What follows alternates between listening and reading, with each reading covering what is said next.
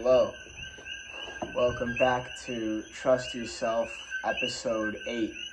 This episode is titled Asia Adventures, and it's the story of my travels over 3 months this summer, 2024, in Thailand and a little bit in Malaysia, but mostly in Thailand. So this episode, I am guessing, is going to be really long. I wrote a lot of newsletters on this, and if you want to read more details, or you're more of a reader than a listener, which I imagine you're not if you're here listening, but I wrote 5 very long blog posts that could be its own book on my adventures this summer with even more detail than I'm probably going to go into in this video. And I was writing notes basically of what is everything that I want to say in this video, and it's a lot.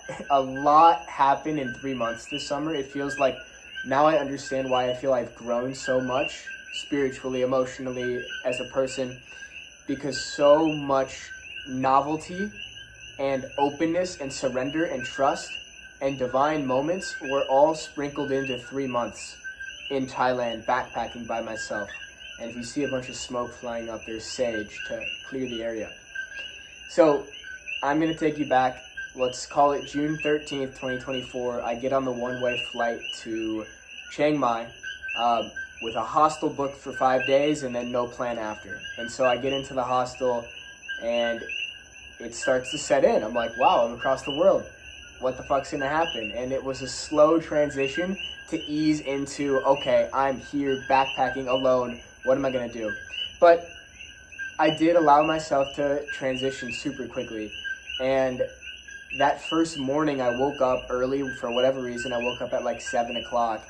And I went out to the main lobby area of the hostel. And I love going to hostels as a backpacker to meet people, right? You go in and you're expecting to meet people when you go to a hostel, and there's kids around the world around your age. It's so fun. And so I went to the hostel, and there was 2 girls going to the hostel, or going to the lobby from my room at the same time. 2 girls from England.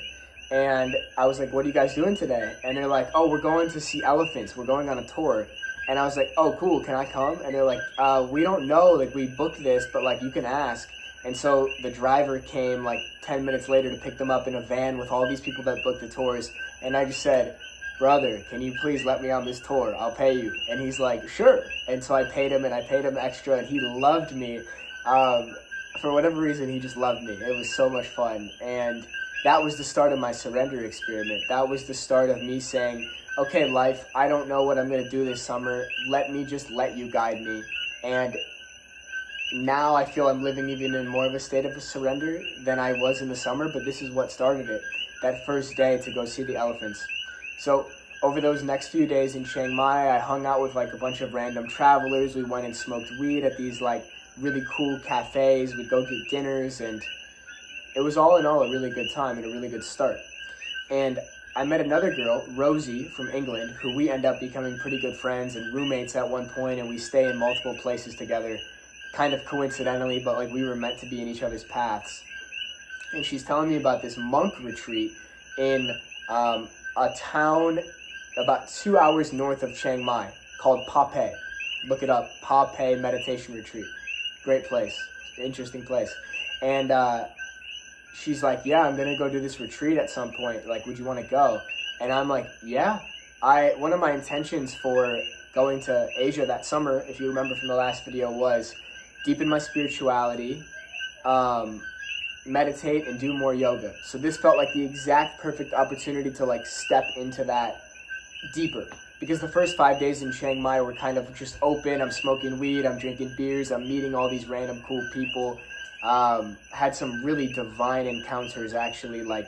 I had a sensation one night in Chiang Mai where I was walking through the street market by myself, and this realization popped in my head, and I ended up tweeting it. It was no man can ever feel alone when he knows that he's one with the universe. And what happened in that moment, I was walking down the street, I'm in the middle of a city with a million people alone, yet I felt like I was one with all of it. I felt like I was the girl singing up on the stage. I felt like I was the guy cooking up the meal over to the side, and everybody on the street. I just felt like I was one with the moment. I felt so much peace in that moment, being across the world. And another wise dude said to me in Chiang Mai, he's like, yeah, dude, sometimes I just go on a trip like this and immerse myself in a city with hundreds of thousands of people to remind myself how small my problems really are. And that hit me in that moment, walking through the street. I was like, I'm so free. I'm one with everything. This is amazing. So I end up wanting to go to that meditation retreat to deepen my spirituality, basically, and go meditate. And about a day before the meditation retreat, I was staying up late one night. I came back into my hostel, and there was a few people talking in my room. So I was like, I'll talk with these people. They weren't like the going out types. They were more of the introverted types. So I ended up chatting with them, a few girls from like Germany, UK, a guy from, I don't remember. But it was like 11:30, and this new girl walks in our room, and instantly I'm like, oh, she's pretty cute. And I'm not going to say her name. I'm going to call her E for privacy's sake. But she walked in, and I find out she's from US. She's like going into the finance world, but she's like starting to question her path. So instantly I'm like, oh, I see myself in her. And she saw herself in me, and we had a connection right away. And so the next morning, like, we ran into each other in the hallway at the same time to go. I was going to get breakfast. I was like, do you want to come? And she's like, yeah. So she came with me, and like one other guy was there too, which was interesting. But on the way back, I told her, like, yo, I'm going to this meditation retreat this afternoon. I'm taking Uber, basically Uber equivalent. And I'm like, would you want to come with me? And she had no plans, and she was also open and surrendered, and she said yes. And so in the span of like a few moments, I went from going on a meditation retreat by myself to now I'm going with a girl who I'm like actually kind of into, and I know for a fact she's into me, and like, oh gosh, like what's going on? So we end up taking the Uber there that afternoon, and like we end up both beginning to open our hearts more and more. My heart was super open at this point. I had just done that MDMA therapy session. I had just done that plant medicine ceremony, that group ceremony. And so I was super open, and I was more open to and craving more physical intimacy and touch. And so I was like, hey, could we you want to cuddle in this car ride? And she was like, whoa, that's crazy. And we ended up not, but we ended up holding hands, and it was super cute. And like we were both, like, she was closed off for a while because of past relationships, and so was I. So we were beginning to open up. And that night at the meditation retreat center, I remember we got there, we did the whole intro, like they told us about Buddhism. We might have meditated once, but like the meditation part of the meditation retreat, the monk part, it was cool. But the women situation was actually the lesson I was there to learn, not the meditation and sitting with myself and just like ruminating about, oh, what business model should I do? Like, what's my next play? Like, that's where my mind was going the whole time. Even on the flight over there, like, it was just crazy. My mind was just going crazy about the future, about worrying about the future. So I eventually broke that program. I'll get in a little bit in this story. But so we get to the meditation retreat, and that first night, like her and I stayed up super late chatting and talking, and it was so connected, and like my heart was so open. And I told her, I was like, I feel like I'm on MDMA. Like, that's how open my heart felt. And like, of course, her hearing that was like pretty intense. But I think she was feeling that same level of openness, and we ended up like cuddling that night and like sleeping in the same room. We were breaking all the rules. On the first day of the monk retreat, we were breaking all the rules. No real like sexual anything happened with that, but we ended up just like cuddling that night and sleeping in the same bed, and waking up at like 4 a.m., 5 a.m. to go meditate the next morning, because that's what the monks did. They meditate at 6 a.m. every morning, 5:30 or 6. So that happened, and it was beautiful. And so the next day, I had decided I was going to do a silent day. My original roommate, who I ended up not kind of ditching to go hang out with this girl, this dude named Dewey from the Netherlands, super cool guy as well. And we both talk about doing a silent day. And so basically that means you wear a badge, and you can either choose to be with everybody still or by yourself, but like you're going to be silent that day. And so what I wanted to do during the silent day, or what ended up happening, was I wanted to be around people still. Like, I wanted to be around people at dinner, people hanging out throughout the day. There was like a cafe on the monk retreat, which was funny. So I would just hang out around people, but I had the silent badge, so I wasn't talking. And that was interesting for me because I had begun to notice a pattern where, because I'd done so many podcasts, I'm a Leo, I'm charismatic, I am good at asking questions. I'm conversational. I could end up dominating conversations. And so for me, that was a really big lesson of, can I sit here and be around people and not say anything? So that was really, and bite my tongue. When I want to say something, I'm going to bite my tongue. So that was the whole second day. And so I was chilling by myself, and I hadn't talked to E, the girl, the whole day because I was silent, but like we were still kind of like giving each other smiles and everything, and she was super supportive of it. She was awesome. But around like 6 p.m. that night, I'm chilling in the main lounge meditation area, and the new group comes in. So each day a new group of travelers, of monastery students, you could call them, retreat members, come. And in this group, in walks this like 5'10" like model girl that's like jaw-dropping. And instantly I'm like, whoa, who's that? I'm like, who's that? I want to talk to her. I had the silent thing on, so I didn't talk to her, and I bit my tongue, but now my curiosity was piqued. And, you know, it's been part of my nature to be a little bit like shiny object, be super curious, like Sagittarius rising, like jump from one thing to another. And so my curiosity jumped from E to new girl, who we'll call P. E and P. So the next morning, this is when it gets so fucking funny. We do the meditation at like 5 or 6, and we go on the alms walk. The alms walk is when the monks walk around the town and they collect food from all the townspeople, basically to support themselves and support and nourish themselves. So there's 2 groups that get split up, and I get in the same group. Oh, but let me back up. Before the alms walk, there was like, we kneeled before all the monks so we could like offer something to them, like a bag of chips or something. And so I remember this is when the energetics and like the triangle starts to happen. I sit down, I kneel down, Emily sits on, I said her name. I knew this was going to happen. E sits down on my left. It's okay. And she sits down on my left. First girl, E. Then P sits down on my right. And I'm like, oh gosh, here we go. And so then we go on the alms walk, and we end up all being in the same group, all 3 of us. And I remember, like, I'm walking kind of by myself behind P and another guy, and I intrude. I start a conversation. And then from there, the guy drifts off, and me and P start talking for like the entire walk. And like, I'm starting to feel something, and I'm like, oh my gosh, I like this girl. She's so cute. She's taking pictures of all the animals. All the animals love her. She's so present. She's just like tapped in and connected to nature. And so I was like, okay, wow, like I'm interested in her, and I don't know what to do about E. I don't know what to do. So what happens is we end up eating breakfast after that, and again, the triangle happens again. P sits to my right, and E sits to my left. And like, you know, I'm dancing through it all. I can handle those type of interactions and conversations, and it was all fine. But towards the end of the conversation, everybody gets up and leaves. And the last 3 people there, I believe, were E, me, and P. Me and the 2 girls. And so E ends up getting up and saying, hey, I'm going to go to the cafe, like, you guys want to come? And, or she just ends up getting up and leaving. And then me and P stay there talking for like another 20 minutes by ourselves.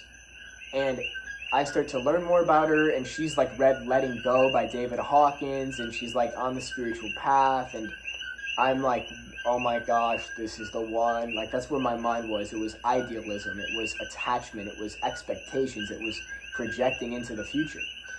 The time on my computer right now is 7:23, so I give myself grace, like, this is young, boyish tendency, idealization, which I believe I've transcended now, or I'm in the process of transcending, but I had to learn this lesson and more lessons which come later in this video to learn it.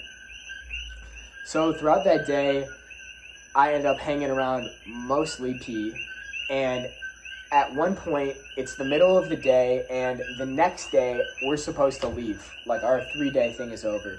And so I'm going to go to this new place I've heard of called Pi, this small hippie town in the mountains, like an hour north. And E, first girl, and her best friend are going to go there too.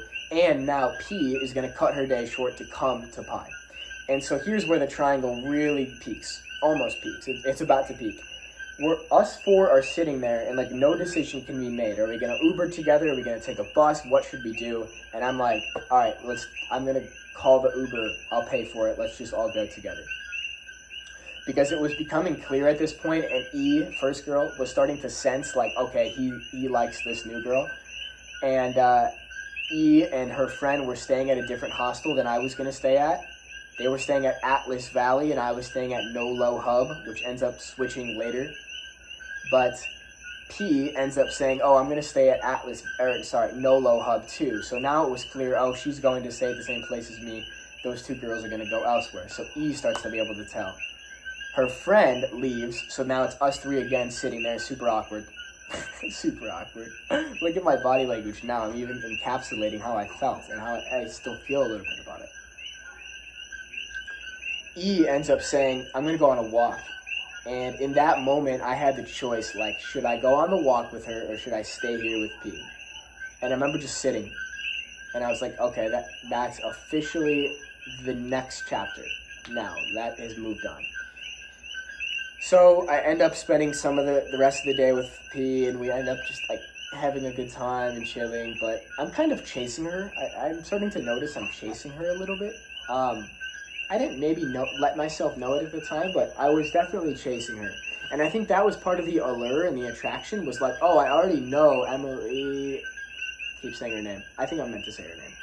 I already know Emily likes me. Maybe the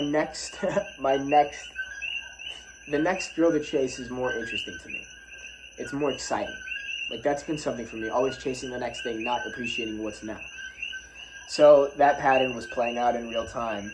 And that night, me and E had a really long conversation, and she, like, really talked to me straight and serious. She's like, you're so good at conversations. You're so good at asking questions. Like, she's like, I've been reading all these books, 48 Laws of Power, How to Win Friends and Influence People, and I'm just, like, amazed at how you do it.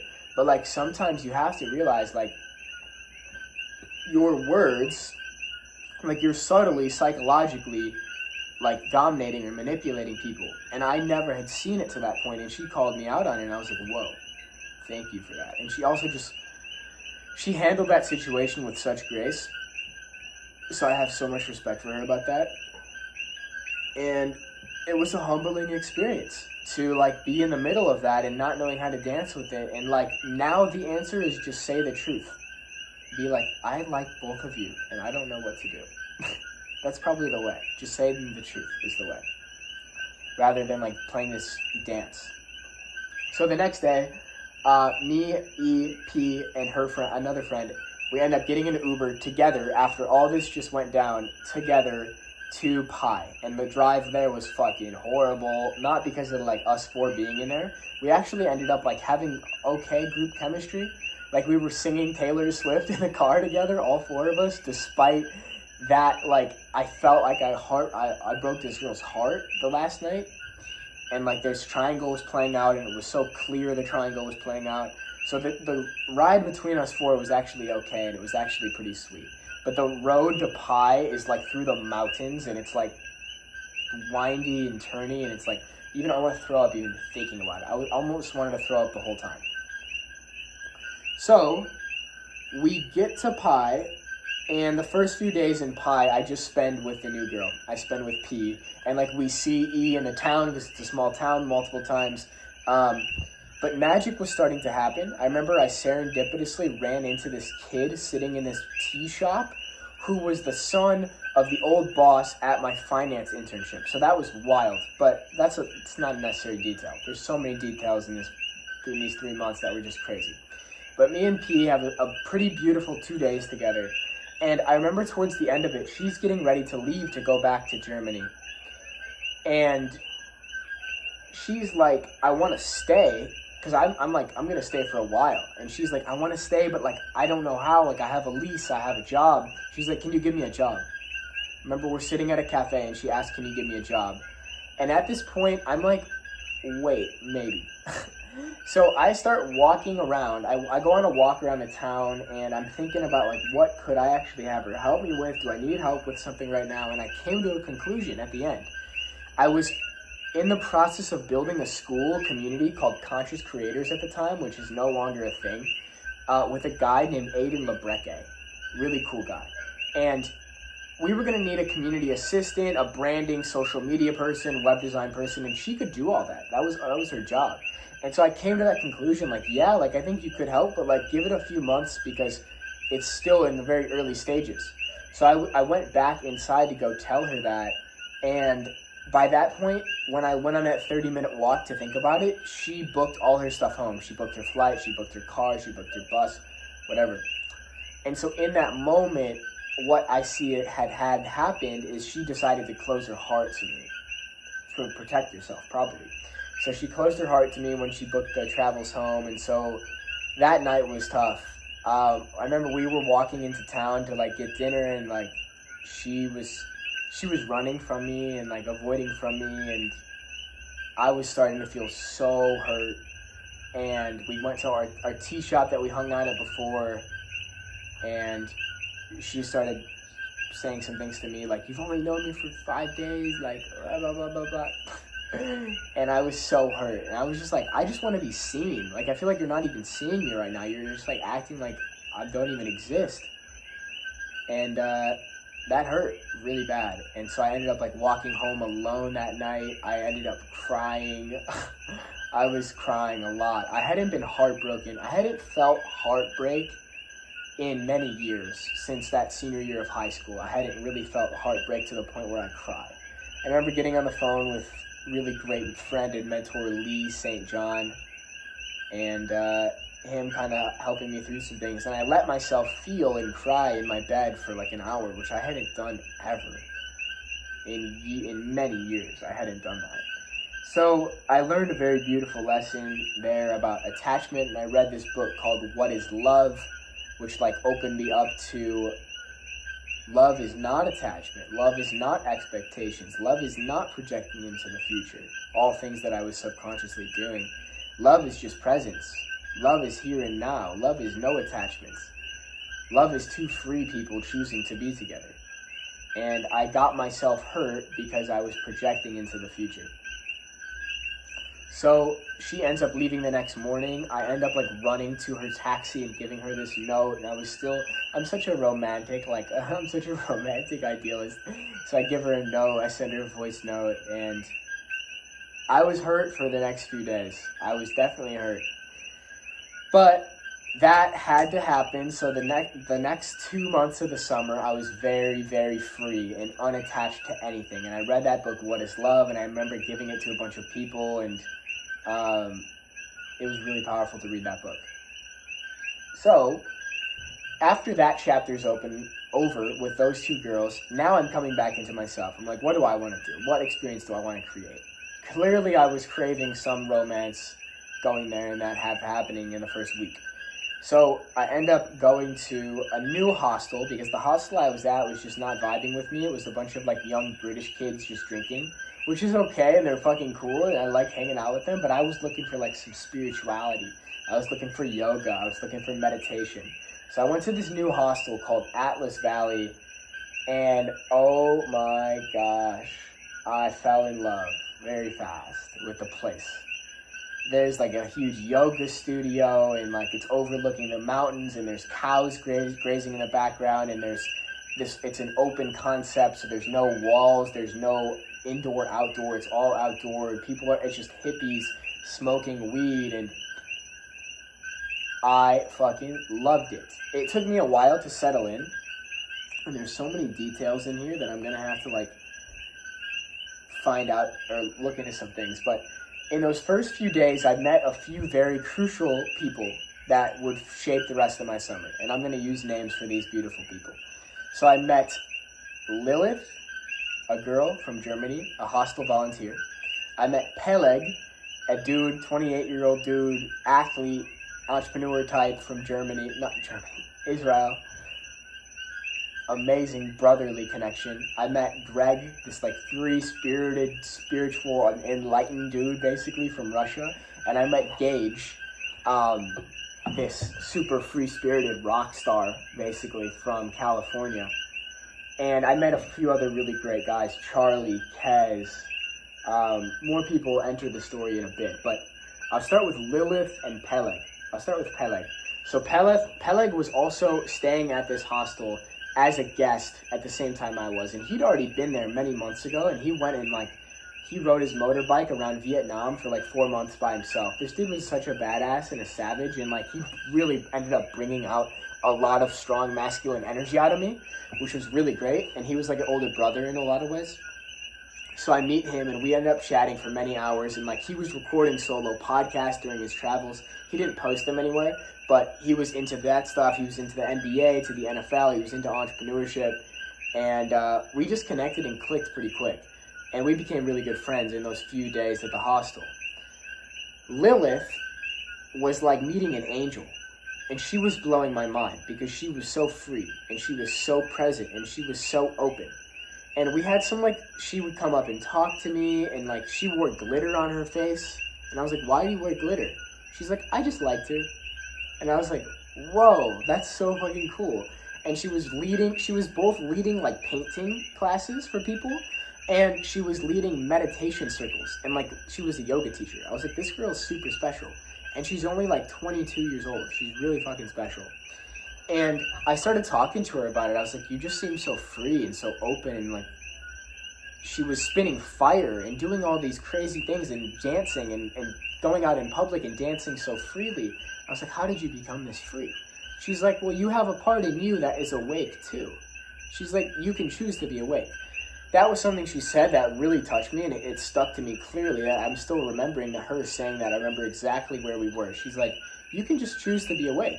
You don't have to go to sleep like everybody else. You can choose to be awake. And so I was choosing, that summer, I was choosing to stay awake on a very deep level. So I stay at that hostel for about 5 days, and at this point, I'm coming to a lot of internal peace. I'm sitting around, smoking, sometimes not smoking, laying in a hammock and doing nothing. Actually getting to the point where I'm allowing myself to do nothing. And I remember I put out a tweet at this point. I was pretty much renouncing the creator economy at this point for the summer. I was like, I'm just going to step back and see the game from a different perspective. But I was still tweeting, but I was practicing not being attached to it and tweet and let it go and not worry about if anybody comments or responds or likes. There was still a bit of it there, chasing validation, checking likes and stuff, but I would mostly post and let it go. And I posted one time, I said, for the first time in my life, I feel completely okay if I achieve nothing. And I remember coming to that realization, laying in a hammock, looking over at the cows and observing their Buddha nature, which is really what I was picking up on the cows. If you watch a cow or an animal for long enough, there's no thought, there's no mind, there's just presence, there's just here, there's just now, there's no planning, strategizing. They have Buddha nature. And so I was observing that, and I was coming to so much peace, and this peace filled my heart and my spirit, and I was like, I'm okay if I don't do anything in my whole life. I'm at peace. Now, eventually, I want to go do things. It's fun, right? That's why we're here. But I had to come to the realization that I was okay doing nothing so that I could move forward doing without attachment to the doing. So those first 5 days or so were super magical at that hostel. Lilith showed me some basics of fire spinning with a staff, and I was like, whoa. And I was learning to walk on a clothesline or whatever it's called. We were playing Duck, Duck, Goose and hide and seek, and I was feeling so free, as in a kid again. That's what that place was, and I realized it was. Atlas Valley. It was a deep spiritual healing center disguised as a hostel, where people would go and find their inner child and do deep healing and find their free spirit at this hostel. And it was beautiful, and I was finding it within myself. So I end up moving to a private place, and I end up moving to this private place for 6 days, and it was cool. I enjoyed it. I enjoyed having my space back, but around the 5th day, I end up doing a solo mushroom journey in Pai and everywhere in Thailand, mainly Pai. Mushrooms and psychedelics are super accessible. You can buy them anywhere. You can buy them behind the bar. You can buy DMT. It was crazy. So super easy to come by, and I bought some mushrooms, and I decided to take some mushrooms by myself. So I took these mushrooms, and first time ever, I connected to my chakras. I understood the energy centers in the body. I felt into it. And I felt an overemphasis of energy in my solar plexus as a result, and an overemphasis of energy in my throat. Like, I have to get my voice out. I have to say what I think. I felt I had an excess of energy in the 5th and 3rd solar plexus and throat because I hadn't had energy in my heart. So I felt I needed power, I needed control, I needed authority, but it was also anxious in here. And I needed to speak. I needed to speak up. People had to know I was existing, which was all the Twitter podcast stuff. And I know I'm creating now, but it feels more pure. It's more natural. I'm not chasing anything. I'm just speaking. So I notice, okay, my heart is not fully open. And I start to realize I want community so bad in my life. I want community. And I'm like, I think I want to maybe volunteer at Atlas Valley. So Peleg, dude from Israel, had put that in my awareness like a week before. And it was similar to my friend Matt a few months before, or about a year before, being like, yo, what if we go to Argentina? It was the same energy. He was like, what if we just like surrendered to life and volunteered for a month at this hostel? So that was another surrender experiment. It was like, at first I was like, no fucking way am I going to volunteer at a hostel. I'm an entrepreneur. I'm a creator. Why would I do that? Blah, blah, blah, blah, blah, blah. And I realized in this mushroom trip, I'm like, I want community so bad. And so one other thing happens during that trip. I end up going on a long walk by myself, and like I notice my mind is still stressing about money, it's stressing about business, it's stressing about what's my next move. And I come to this realization where I start laughing so loud, and I'm like, it doesn't fucking matter. Like, I'm gonna try to go build something great, and if it doesn't work, fuck it, at least I tried. Who fucking cares? And I just had so much freedom and laughter from that. Because I was coming to peace with, I don't have to do anything in this world to be worthy of love. I can be okay. I can have fun. I can enjoy life without it. So, as this mushroom trip is like kind of ending, it hasn't really ended, to be honest, and I end up driving my motorbike back over to the hostel, like a 10-minute drive, and I'm still definitely kind of tripping. And Peleg is there with another girl from Israel. Don't remember her name. What's her name? Tal, super sweet girl. And I end up getting super close with Israeli people in this trip. Super close with them. Like, definitely past life connections there. A lot of blood there. But anyways, I come to the realization there, I'm like, Peleg, dude, I'm going to be a fucking volunteer. Let's go do it. I'm going to go talk to them. So there was like a separation usually of like all the volunteers sat at one table towards the front of the hostel and all the residents sat in the back and mingled and stuff. So I walked up to the volunteer table and I sat down next to the manager, Thomas, and I sat down next to the owner, Frederick, and I was like, I want to be a volunteer. And I'm like tripping on mushrooms at this point, but I'm like, I want to be a volunteer. Let me, like, do you guys need me? So they start to ask me questions, and it's like an interview basically that's happening, and like I'm on mushrooms, and it's just like crazy. And they end up being like, yeah, let's do it. Welcome to the team. And then Peleg comes over. Well, Peleg, like, he got all nervous and scared for whatever reason. Like, he was the one who had the idea, but now he was scared to, like, really enter the group and enter the tribe. But, like, he ends up, they're having a family dinner, they called it, that night for all the volunteers, like an hour after I got accepted, of course, coincidentally. And so I remember towards the time it was about to be the dinner, they called me over, they're like, Jack, come on, Peleg, come on. And Peleg hadn't even been accepted as a volunteer, but they were just like, Peleg, come on, like, you're going to be a volunteer. So we sit down at that family dinner, and now it's like, holy shit. It's like we just entered a whole new team. It was like 12 people sitting at that table, all the volunteers, the owners, like people from the community. And it was like, wow, we're going to be new here for the next month at least. We're going to be volunteers for the next month. So instantly, I'm shown, okay, this is not all fun and games. Oh, it is, but there are parts that I might not love and enjoy and choose. And so right after that first dinner, Peleg and I, with Thomas, the manager, we end up washing all the dishes. And I'm like, what the fuck did I get myself into? I just went from so much freedom, from launching $40,000 cohorts in the creator economy, to now I'm washing dishes for free in a hostel. Like, what did I get myself into? But it ended up being this super bonding, brotherly experience where, like, yeah, we were getting stuff done together. We were brothers. We were a tribe. And that was beginning to form really, really strong relationships between us. So, this next month, as an Atlas volunteer, becomes one of the most, if not the most, magical months of my life. So let me take a sip of water and gather myself before I start off on this next chapter. This is going to be long, so buckle up. Thank you for staying. Thank you to myself for doing this.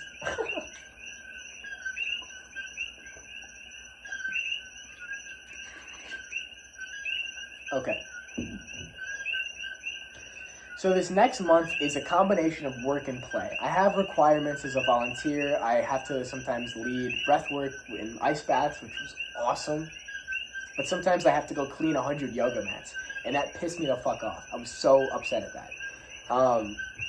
And like, that's part of my karma, right? That's part of my path to work out, is the little things. Now, I don't actually think I'm built for the little things. That's why, yeah, I'm just not built for the little things, but they don't have to frustrate me. And I was beginning to learn that. So the first thing that feels relevant to talk about is opening myself up to going to a rave. I had never gone to a rave, but they had a type of music there in Thailand that people were talking about called Psychedelic Trance. And I had been in the EDM scene a little bit in Austin now. I'd taken MDMA a few times. I'd gone to raves and had a good time. So I'm like, yeah, I'm open. Let's do it. So we go to a rave at this place called Paradise in Pai. Magical place. And they called it, I don't remember, but it was a Psytrance festival. And instantly we walk in and it was like nothing I'd ever heard before in my life. Oh my gosh. Should I play some Psytrance to show you? No, I don't have to. But I'm going to play it eventually, like in concert and stuff. And you can look up Psychedelic Trance. Look up a channel called Nexus 604 if you're curious. NEXXUS 604. I'll put it in the description if I remember. One of their videos. But it was this type of music that was like techno or like house or like, it was electronic, but it was so fucking fast. Like, never stopping. And it was so intense. And at first I was like, whoa, again, I don't know if this is my scene. Let's see. But Greg was there.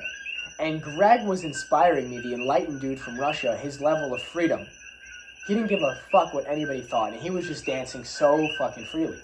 And so that was in the back of my mind. And I'm like, I'm just going to let myself ease into this experience, right? It's like with Psytrance, it's like you'll put it on if you put it on. And you jump into it super quickly, and it's like, boom. It's like, wow, you're in like a different dimension. You need a little bit of time to ease into the flow. So I allowed myself to ease into the flow, and like, once I got into it, I was into it. And I was sober. Like, the group I was with was taking mushrooms, but I was sober. I was smoking a little bit of weed, but I was pretty much sober. And I didn't know it yet, but I was connecting with my fire energy in a deeper way than I ever had before. Like, I'm a fire sign, Leo, I'm a Sagittarius rising, fire, and in Ayurveda, I'm fire all around, and it's why, like, you can tell by my energy, and I'm very focused sometimes and fiery. So, this music connects me with my fire like crazy, and I'm jumping around like crazy, I'm losing myself in the music, it's so much fun. And that was my intro into Psytrance music. And it becomes a huge part of my summer going forward. There was also a few really cute connections that happened over this next month with two girls, one from Hawaii actually, who kind of inspired me to come out here. Shout out Ariel.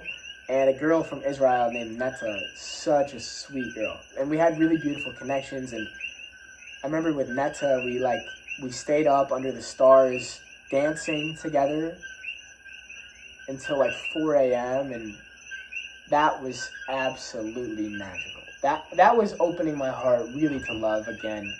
But again, nothing sexual happened, but that was okay. We both agreed we didn't want it to. She was pretty divine. I see it now. She was pretty divine. Netta, if you're watching this, you're divine. I love you and I miss you. So cool. So at that point with love, like I had shifted from that first interaction with P from like attachment and expectations and looking to the future of like to, okay, I just want to be present. I just want to be really present and just trust in the moment and not look at anything in the future. And that allowed real magic to unfold between me and a few of those girls. There was also another psytrance place called Ganesh, and me and Peleg and another dude named Jordan and his cousin Lee, we would go there at like midnight every night. It was called Ganesh O'Clock, and we would go dance for an hour, and they only play psytrance music there, and like someday I want to play a psytrance show there. It's in my field. We'll see if the universe manifests it. Like, let's do it. The universe, let it happen. Oh my gosh, that place is fucking electric. Only play psytrance music. Mostly Israeli people there.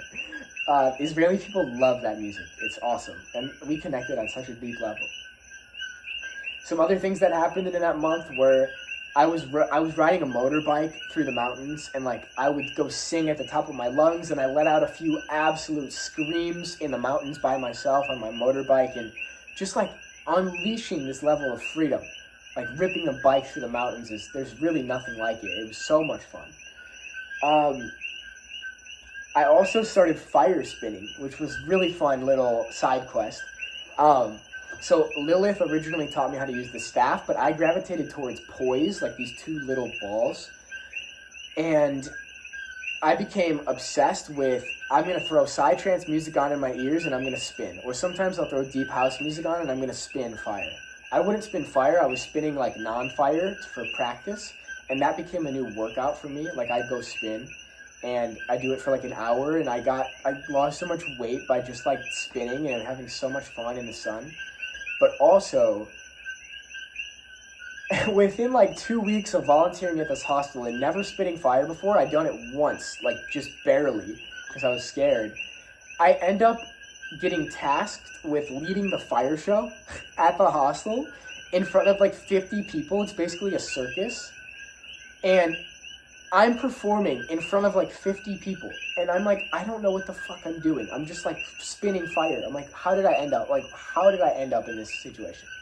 I also ended up like spinning fire at a different circus in front of like 100 people shirtless. That was such a wild little side quest chapter. I also ended up being a photographer for one night of the fire show. Really interesting side quest. Just like, I'm so open to life show me. That was the mindset. That was the ethos. So spinning fire was a big breakthrough. Also, we would play sports outside, and we would do capture the flag and play cops and robbers and help people find their inner child as we were finding our own. That was a big thing as volunteers. We were like helping people reconnect to their inner child, and it was so fucking magical, and that month is just one of the most beautiful months of my life. A few other things happened during that month that are quite magical. Oh, one that's important that I missed was my first ever tarot card reading. So, up to this point, I had no idea what tarot cards were. No idea. And what happened was I was sitting at a table with like a bunch of other kids, and I was trying to write on my computer, and water got spilled on my computer, and so it broke. And so this was all divinely orchestrated. This girl appears at the end of the table, and she's like, hey, I'm really good with computers. Do you need help? And I'm like, sure. So we end up talking, and she's like, my name's blah, blah, blah. I still can't remember her name, which I think is also divinely orchestrated. And she's like, what do you do? I'm like a writer, creator, entrepreneur, blah, blah, blah, blah, blah. I'm like, what do you do? Like, who are you? And she's like, oh, I'm a witch, and I'm from Israel. I'm like, what does that mean? You're a witch? What does that mean? She's like, yeah, I do like readings for people, and I do tarot cards and stuff. It's pretty cool. She's like, if you ever want one, just let me know. So my curiosity, that takes me everywhere. It takes me fire spinning. It takes me psychedelics. It takes me everywhere. I'm like, yeah, let's do it. Let's do a tarot reading. So she's like, she does a whole ritual. She sets up the table, and she's like, you get to ask a question to the cards. So I'm like, okay, that's interesting. What am I dancing with right now? What am I curious about? And what I was curious about was the distinguishing between two sides of myself. And the two sides of myself were, how do I find the balance between the side of myself that's like this free-flowing spiritual hippie traveler, nomad, with the side of me that's ambitious, entrepreneurial, and wants to build things? How do I balance the two sides of myself? And so I was trying to find that answer. So I asked these tarot cards the question of, how do I balance the two sides of myself, the entrepreneur side of myself and the hippie, spiritual, free-flowing traveler side of myself? And what the cards revealed to me and the interpretation the witch had blew my mind.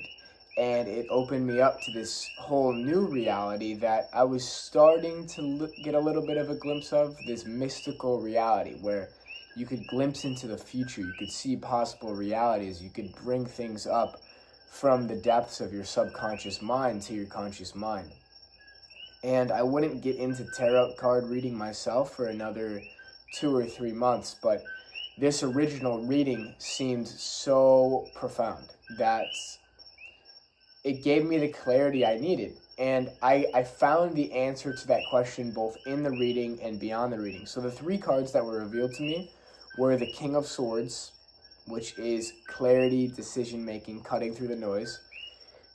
It was the Ace of Pentacles, so like abundance, wealth, material success, gain. And the third was the Two of Wands, so it's like a wandering traveler. And so what this reader interpreted this to mean for me was, once I make a decision and reconcile this seeming difference in my mind with that sword that's splitting the two, once I cut through that, because it's just an illusion, because it's all just a part of me, then I'm going to unlock whatever it is I'm supposed to unlock. Abundance, money, wealth, material, all of it. But it's going to require making a decision between two paths. And so these cards actually end up forming the next few months of my life. So I end up cutting through that noise, and I got an insight at a rave a week later, which I'll get into in a second, which kind of reconciled that difference between myself, and I realized it's all just me, that set me on a path now to creating a business and a movement called Transcendence, which looks to be very abundant in the very near future.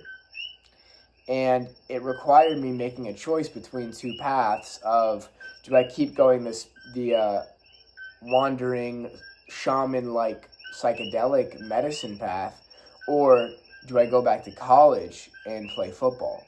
That was kind of a really big contrast that was over the next few months. So that was a super profound reading. I was just like blown away.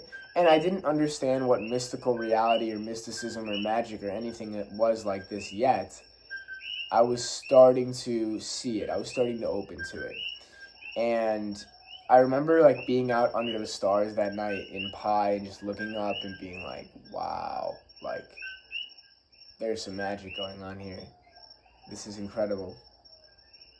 So a few other things that happened during that magical month. One is like I went kind of vegan for a month, or like I started just eating tofu and maybe a little bit of seafood, because myself and like a handful of other people at that hostel, we like laid down on the ground next to a cow, like, and her 2 little calves, and we cuddled with them for hours, and that was such a magical experience. And there were 2 parties that were super profound. So this whole summer was like, it was full of partying and raving for me, but these parties and raves were super profound for gaining insights into myself and the nature of reality and human nature and all of it that I would never have gained had I just been meditating in my room. I learned things at these parties about myself and about the world that were reserved for those type of scenes. in terms of the type of people there, what you see out of people, what you see in yourself, the energy at that place, like the music, the frequencies, the love and the freedom that people have in those spaces. I came to an insight later this summer where I was at a sunrise rave at this beach, and I was looking around and all I saw was children playing. All I saw were kids having fun and expressing themselves and being free. And I was like, fuck calling it partying. Let's just call it celebrations of life. Like, that's what a party is. It's a celebration of life. And they can be really beautiful, and they were really beautiful for me that summer, with or without psychedelics. Most of the time without. The two stories I'm going to tell now, briefly, involve psychedelics, but for the majority of the summer, let's say I went to 20 raves, I probably went sober like 17 times. And by sober, I mean smoking weed. I probably went truly sober like once or twice, like not doing anything. But like I said, like weed for me for a long time was just like basically being sober. Now I realize it kind of lowers my frequency. I'd rather just be sober. I'm coming to that conclusion. I'd rather just be super clear and super channeled and super connected. But once in a while, as like another medicine or like a mini psychedelic journey, I enjoy it. So this first party I want to tell you about was taking LSD with all of my hostel volunteer friends at a rave, at a party. So there were 6 of us in total, 6 of us from the hostel. It was me, Peleg, Ronnie, Summer, and Kez, and myself. So maybe 5. It was 5. And, we went about taking LSD at the party in such a grounded way. Like, we went out in the back and we sat on this bridge and we sat in a circle and we did a meditation and we said a prayer and we set intentions and we vowed to be there for each other, and just like, it was really great. And so we dropped in and I had a really, really magical time. And from a standpoint of learning about myself and the world, and a few of the things that really popped up for me and that pop up now are, one, the love for Israelites, the love for people from Israel. I remember dancing in the middle of the crowd at one point with all these kids, mostly Israelis. That's what a lot of the town was, because they've left their country because of the war. And kids my age, 22, 23, that just got out of the war, or like a few years older, they all were fighting. They all had to go to the army right after they were 18. It's crazy stuff. And I remember my heart just like exploding for them. Like, here we were across the world, 22, 23-year-old kids. They'd been through war. They'd been through hell.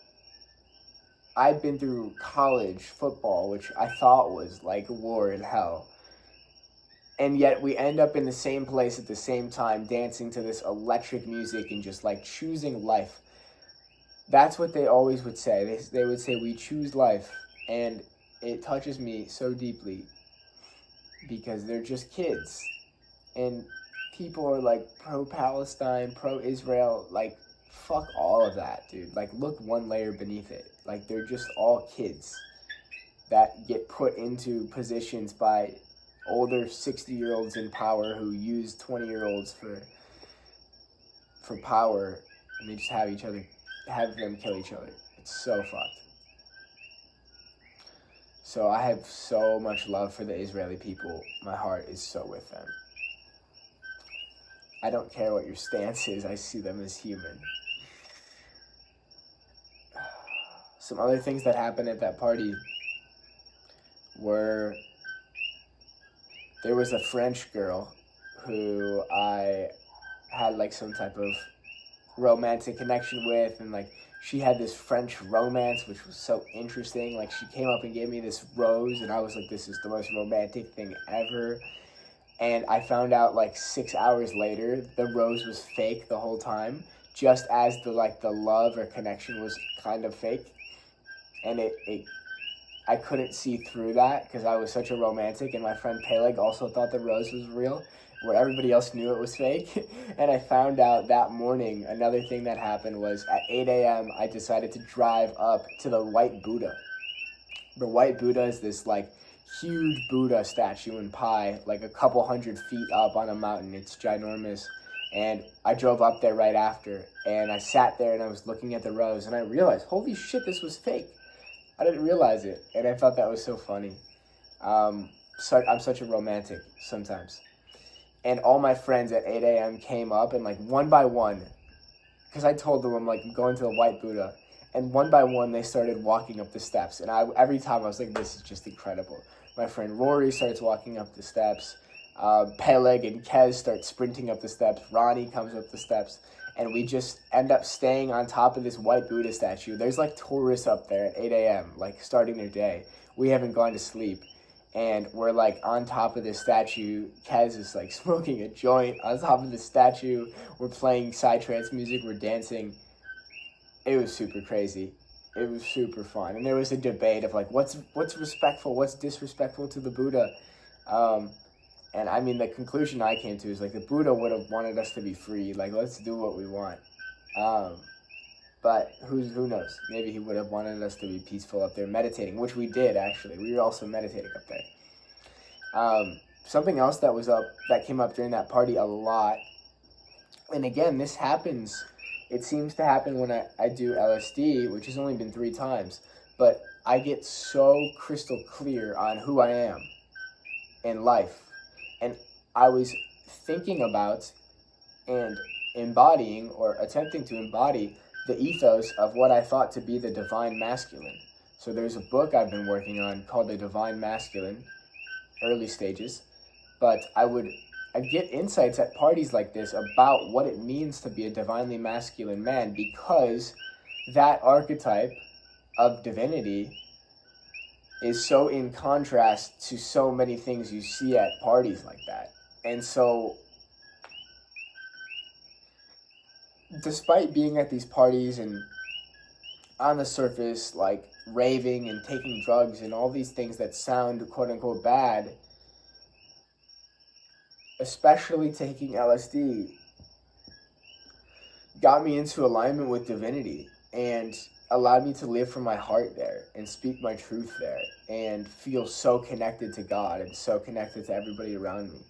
And so these raves were really deeply spiritual experiences for me. And sometimes I would explain that to people and they're like, I just go there to like escape myself. Or I go there just to like I don't think about it as spiritual. I just think about it as like getting out of my mind or like escaping.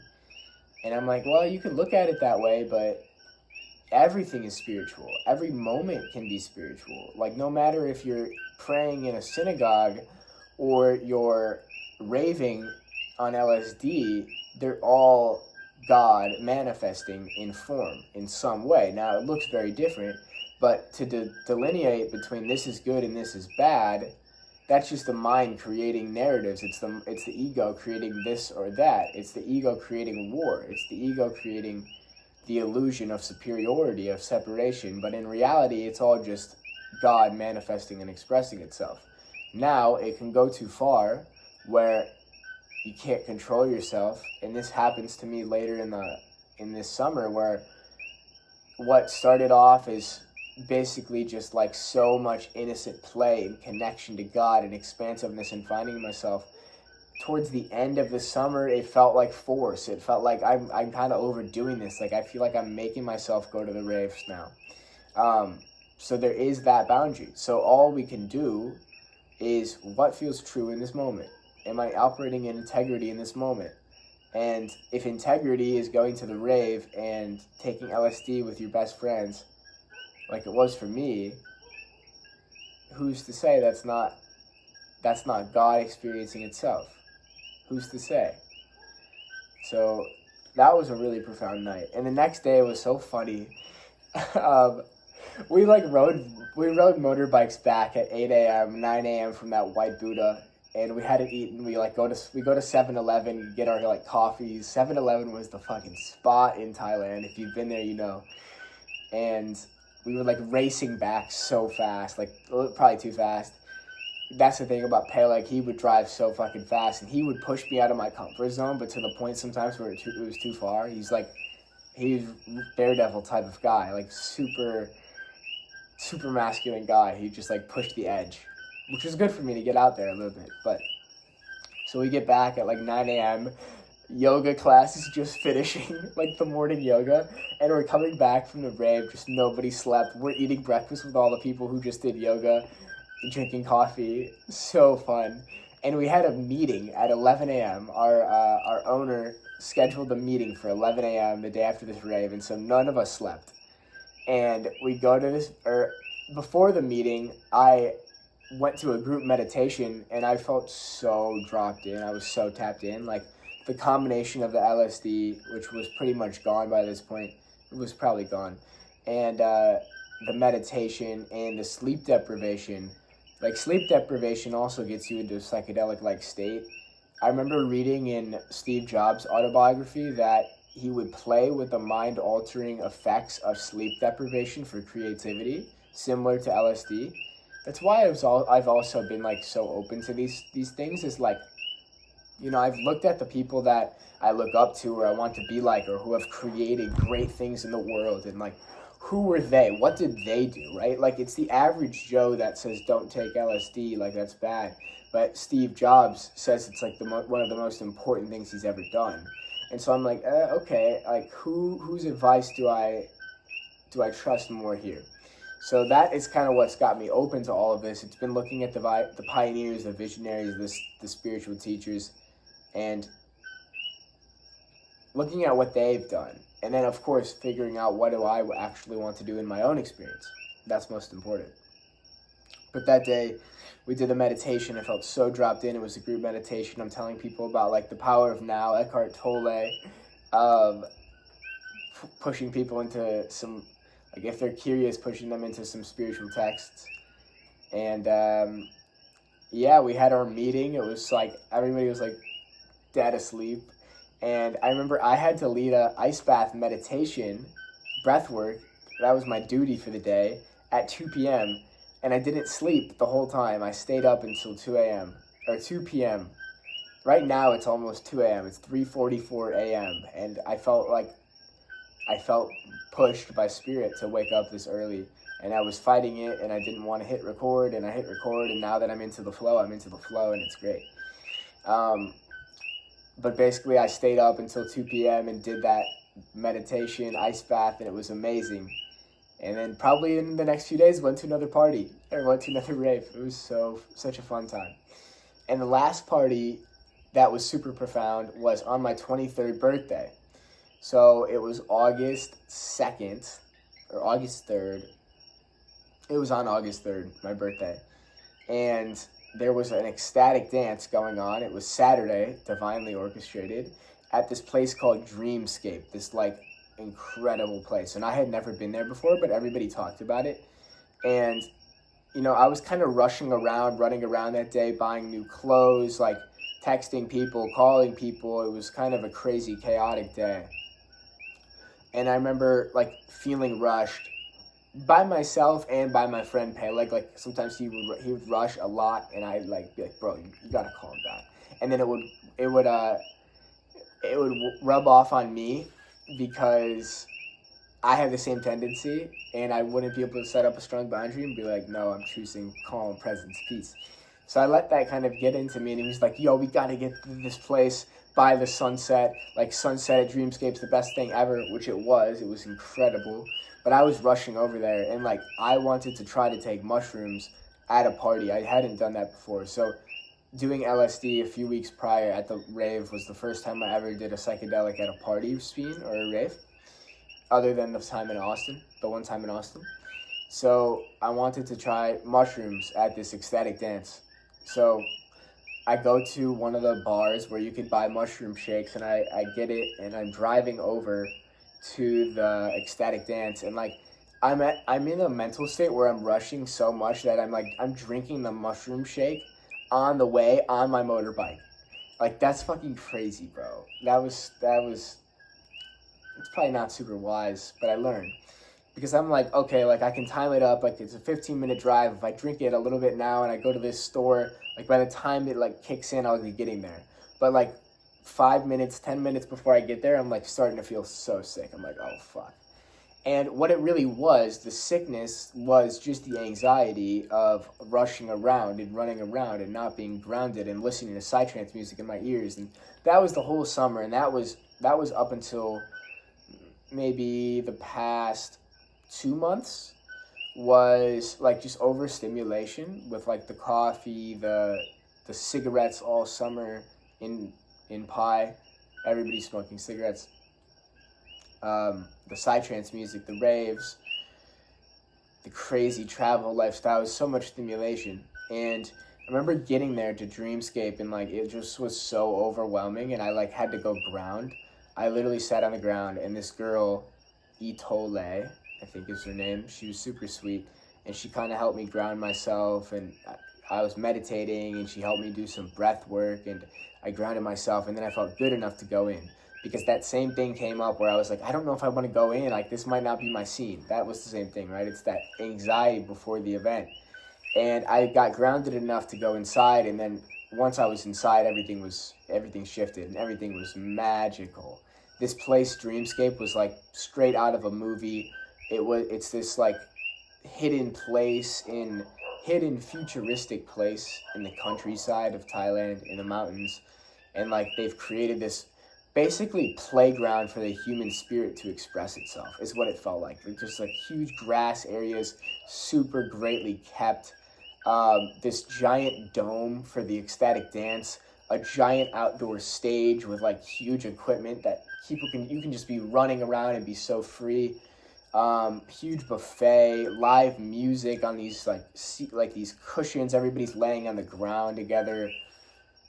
Really magical place. One of my dreams and visions, other than DJing at that psytrance bar called Ganesh, is to host a festival for transcendence at Dreamscape, some type of week-long retreat in Thailand. So if that's interesting for you, let me know, and we can make it happen. So this whole night was just full of love and brotherhood, and I realized the importance of brotherhood because Peleg was also feeling like a little bit out of it when I got there, and so we were able to like get with each other and like hug and like be there for each other, which was really special. And yeah, the rest of the ecstatic dance was super cool. It was like nothing I'd ever done. We started off with like everybody's doing animal movements on the ground and like tapping into like really primal feelings, not talking, looking at each other's eyes, like crawling around, rolling on the floor. Really interesting things to tap into. This is why I'm such an advocate for traveling. Like you get open to experiences that just are not gonna happen in ordinary life. And I remember at one point going out and just like laying under the stars and just like feeling so much gratitude for life. And my friend Anan comes up to me and we start talking about deep stuff. We start talking about deep spiritual things. We start talking about Jesus. Like it was a really beautiful conversation. And I remember at this point it was actually a little bit earlier, I start feeling like this burning desire in my heart to go see Lilith. Lilith was one of the volunteers at the hostel. And like from the first time I met her, I had this little crush on her, but like she was almost like this untouchable energy. Like she's like this divine feminine energy. And you know, in that moment I'm on mushrooms, like my heart's open, expanded, and I'm like, I want to go see her, I want to go talk to her. And so I remember going back and seeing everybody, and it was my birthday, and I called my grandma right when I got back at like 11:30 at night, because it was 11:30 in the morning in the US. And I sent my cousin voice notes, and it was just really magical, and I felt really held and supported. And I had a conversation with Lilith about like, yeah, this is how I feel about you. I spoke my truth, I opened my heart, and it wasn't the right timing. Like we were both leaving soon. But it felt good to get into my heart and know what I wanted. And coming from that place of that divine masculine and like wanting divine union, not little hookups, that's been the evolution. I was able to say what I wanted, and even though it didn't manifest, which is okay, it got me into the frame of, okay, this is actually what I want. This is the type of woman I want to be with. I don't want to just chase superficial things. I want depth. I want true spiritual connection. So to end this one off, or this part of the story off, because there's still more, I had a subtle download at one of the raves on LSD that connects to this tarot card reading. And so the insight was that there was no separation. And what I mean was, like, there was no, this event happens and then this event happens. Then, like, it's not, okay, I go to the bar and get a beer and then I go to the dance floor. It's like every moment is flowing perfectly into the next. And it's all divinely orchestrated. And the right person comes up to me at the right time. And the right song happens. And we go to the dance floor at the perfect time. And I turn around and my friend's there. And it was all just one harmonious flow and synchronicity of life. And on LSD, with it, a little bit of an altered, opened, more pristine state of consciousness, I was able to tap into that sensation of ultimate now, pure presence, kingdom of heaven, pure flow, pure spontaneity. And what I realized was, just as I had a tendency to compartmentalize life into different buckets of, like, this is the time for deep work, this is the time for deep rest, this is the time for travel, this is the time for monk mode, this work block, this thing, blah, blah, blah. Just like I couldn't compartmentalize life into anything new at that rave, it was all just one flow of now to now to now to now to now, arising and collapsing, manifestation, all in order, without ever stopping. In the same way, I shouldn't have to compartmentalize myself or my life into different buckets. I didn't have to choose between being the laid-back, hippie, spiritual, entrepreneur, adventurous, psychedelic explorer, or the ambitious, entrepreneurial, creator, builder, quarterback, leader, etc. They're all me. They're all an extension of me. And so if I could drop the illusion and cut through the illusion, I'm going to unlock the kingdom of heaven. Pure flow, authenticity, spontaneity, reality being a perfect extension of my true nature. No separation between myself and the exterior world. Everything is one. And the more I've realized that and sunk into that realization, the more the abundance, which that was the next card, or the alignment, or the right project, or the right business partner, or the right video, it all just gets made in the right place at the right time without having to plan everything. Like, here I am in Hawaii on day 9. I think it's day 9. It might be Thursday. I don't even know. Oh yeah, it is Thursday. Wow. Thursday, December 19th. It is, this time here, I haven't planned anything other than, like, the structured, like, okay, I'm having a call with my academic advisor later today. Like, that is on the calendar, right? Other than that, it's been pure flow. And what's come of this pure flow is a new retreat in Austin with people that are already signed up. And if you want to sign up, send me a message. I'd love for you to be there. There is 8 videos. This is the 8th video that's getting made, more than hours long. The right writing is happening. Transcendence is all coming together in such a divine way. And I'm not doing anything, in a way. I'm just, like, watching it all happen. So that is going to come later in this series, more so on that. But this was the first time I was starting to experience this non-separation of life. And it was answering the tarot card reading, and I realized I didn't have to choose. I could be all of it. I didn't have to choose. So that was my birthday, and we end up staying up until like 4 a.m. on our hostel balcony. Me and Peleg and Adam, another dude from Israel, like eating 7-Eleven food and just hanging out with the dogs until 4 a.m. Super magical chapter. So after this, like a few days after my birthday, I end volunteering. I'm done volunteering. And I go solo again, and I go into a little like nice solo place. My friend Jack from the UK hooked me up with it. And here's where I start to pivot back into creating in the creator economy and business and projects for the first time in, it had been like nearly 2 months now. So I had given myself this space of 2 months of like not doing anything, not being anyone, not trying to achieve anything, not building anything, just writing a little bit, writing my Asia Adventures series and writing tweets here and there. That was it. And so, and other than that, I was just a kid at a hostel volunteering, which was so liberating for me. And I always secretly craved that. I always secretly craved, what if I became a barista? Like, that would sound fun. Why not do it? And so this hostel experience was that for me. It got to check that bucket of what does it feel like to just be normal and not have to try to be anybody.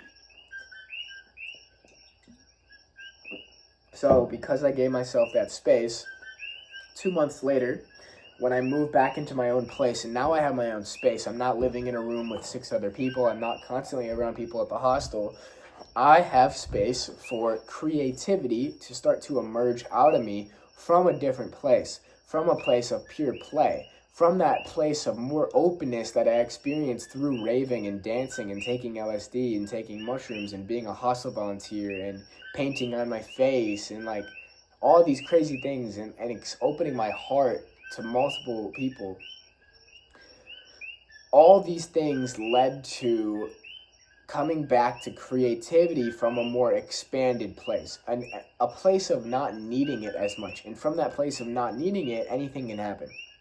So I remember I get on a call with my best friend from home, Tyler, and we hadn't talked to him like the whole time I'd been out there. And so if you remember back to earlier in the series, Tyler was the guy I kind of entered the creator economy with back at the start of college. And so we've always had that bond of like football, creator economy, playing video games together, building projects together, like teaming up, collaborating. And so we get on the phone, and of course the conversation is naturally going to gravitate towards those things. So like for the first time in months, I hear the name Alex Hormozy, and I'm like, this is fucking crazy. He's telling me about like applying for Hormozy's company and all this stuff. And something starts to move in me during this call, and I feel it a little bit right now as I talk about it. And it's something called Kundalini energy. So at this time, I was beginning to experience a little bit of a Kundalini awakening. And on this call with Tyler, I remember, like, now I was starting to think about what are my future business projects. I haven't thought about this in 2 months, but eventually, yeah, I'm going to think about it again. So here it is now. And I remember when the idea comes through for, like, I want to build a school. And at first it was just a private school. I want to build a private school. I want to build a bigger community. But like really a private school with a retreat in person at the end seems like exactly what I want to build.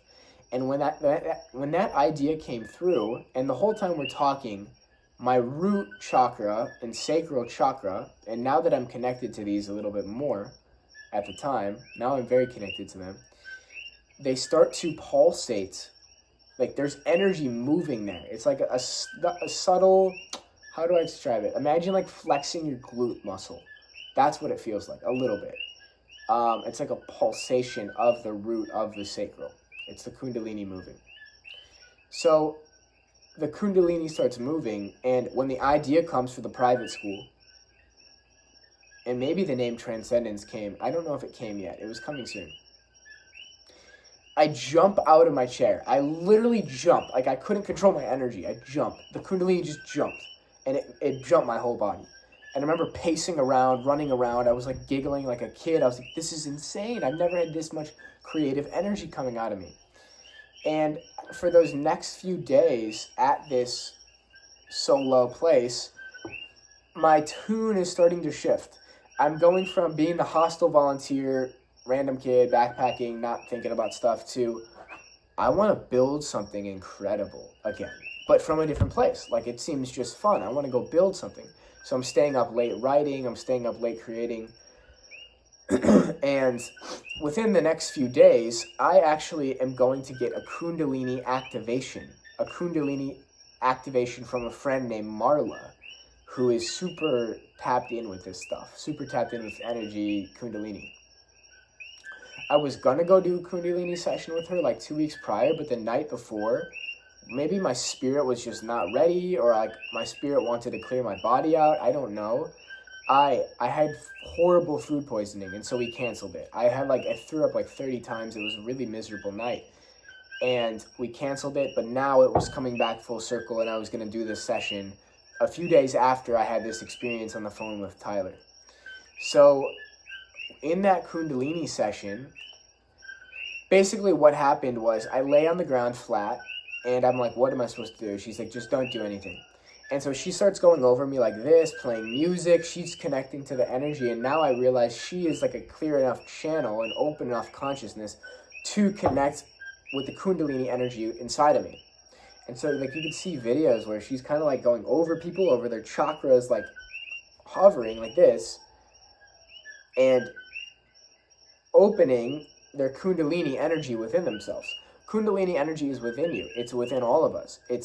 Most of us just have it coiled and stuck in the root chakra and the sacral chakra. But if we can get everything else into alignment, solar plexus, heart, throat, third eye, crown, the Kundalini can rise. The Kundalini can rise through the body, and it's like a whole awakening. It's called the Kundalini awakening. And all the spiritual teachers were talking about this. Jesus has talked about it. There's videos on YouTube, you can look it up, talking about these Kundalini energies. The yogis from India talk about this. Carl Jung, the psychologist, has a book or a lecture series called Kundalini Yoga. And he's like, if you can successfully awaken the Kundalini energy, you experience life in a way like nobody else does. And it's like you're more alive, you're more attuned, and it feels like I've had that strong awakening. It's died down, like the intensity of it now, since I've left Thailand. Maybe it was the free-flowing travel, maybe it was the dance and partying, I don't know. I also just feel more grounded and more connected and more in my heart rather than in my sacral. That could be it. Like the sacral was just so much creative, explosive energy that was almost chaotic and uncontrolled, whereas now it's more heart-centered energy, third eye energy, crown, connection to God energy, where it's more of a clear channel. And sometimes I notice the Kundalini comes when I get really excited about something, but mostly it's more calm. It's not as much excitement. It's a little bit of a transition from boyhood excitement to manhood integration. So anyways, this session with Marla, the Kundalini starts to move in me, and I start doing like, my chest just wants to expand and open, and my arms are like wanting to open, and I end up doing back bends, and the downloads that are coming during this are crazy. Basically just like infinite possibility of, oh my gosh, like if a school's going to be built that merges all these big creators together, like it's going to be me that's the vessel and the connector and the quarterback at the center of it. Like that was the realization. I gained that confidence. And that confidence and clarity, and I remember actually this was the first time I ever felt my third eye. At the start of the session, that was the first thing I felt. It was like this strong pointing sensation right in my third eye. That was the first time I ever felt it.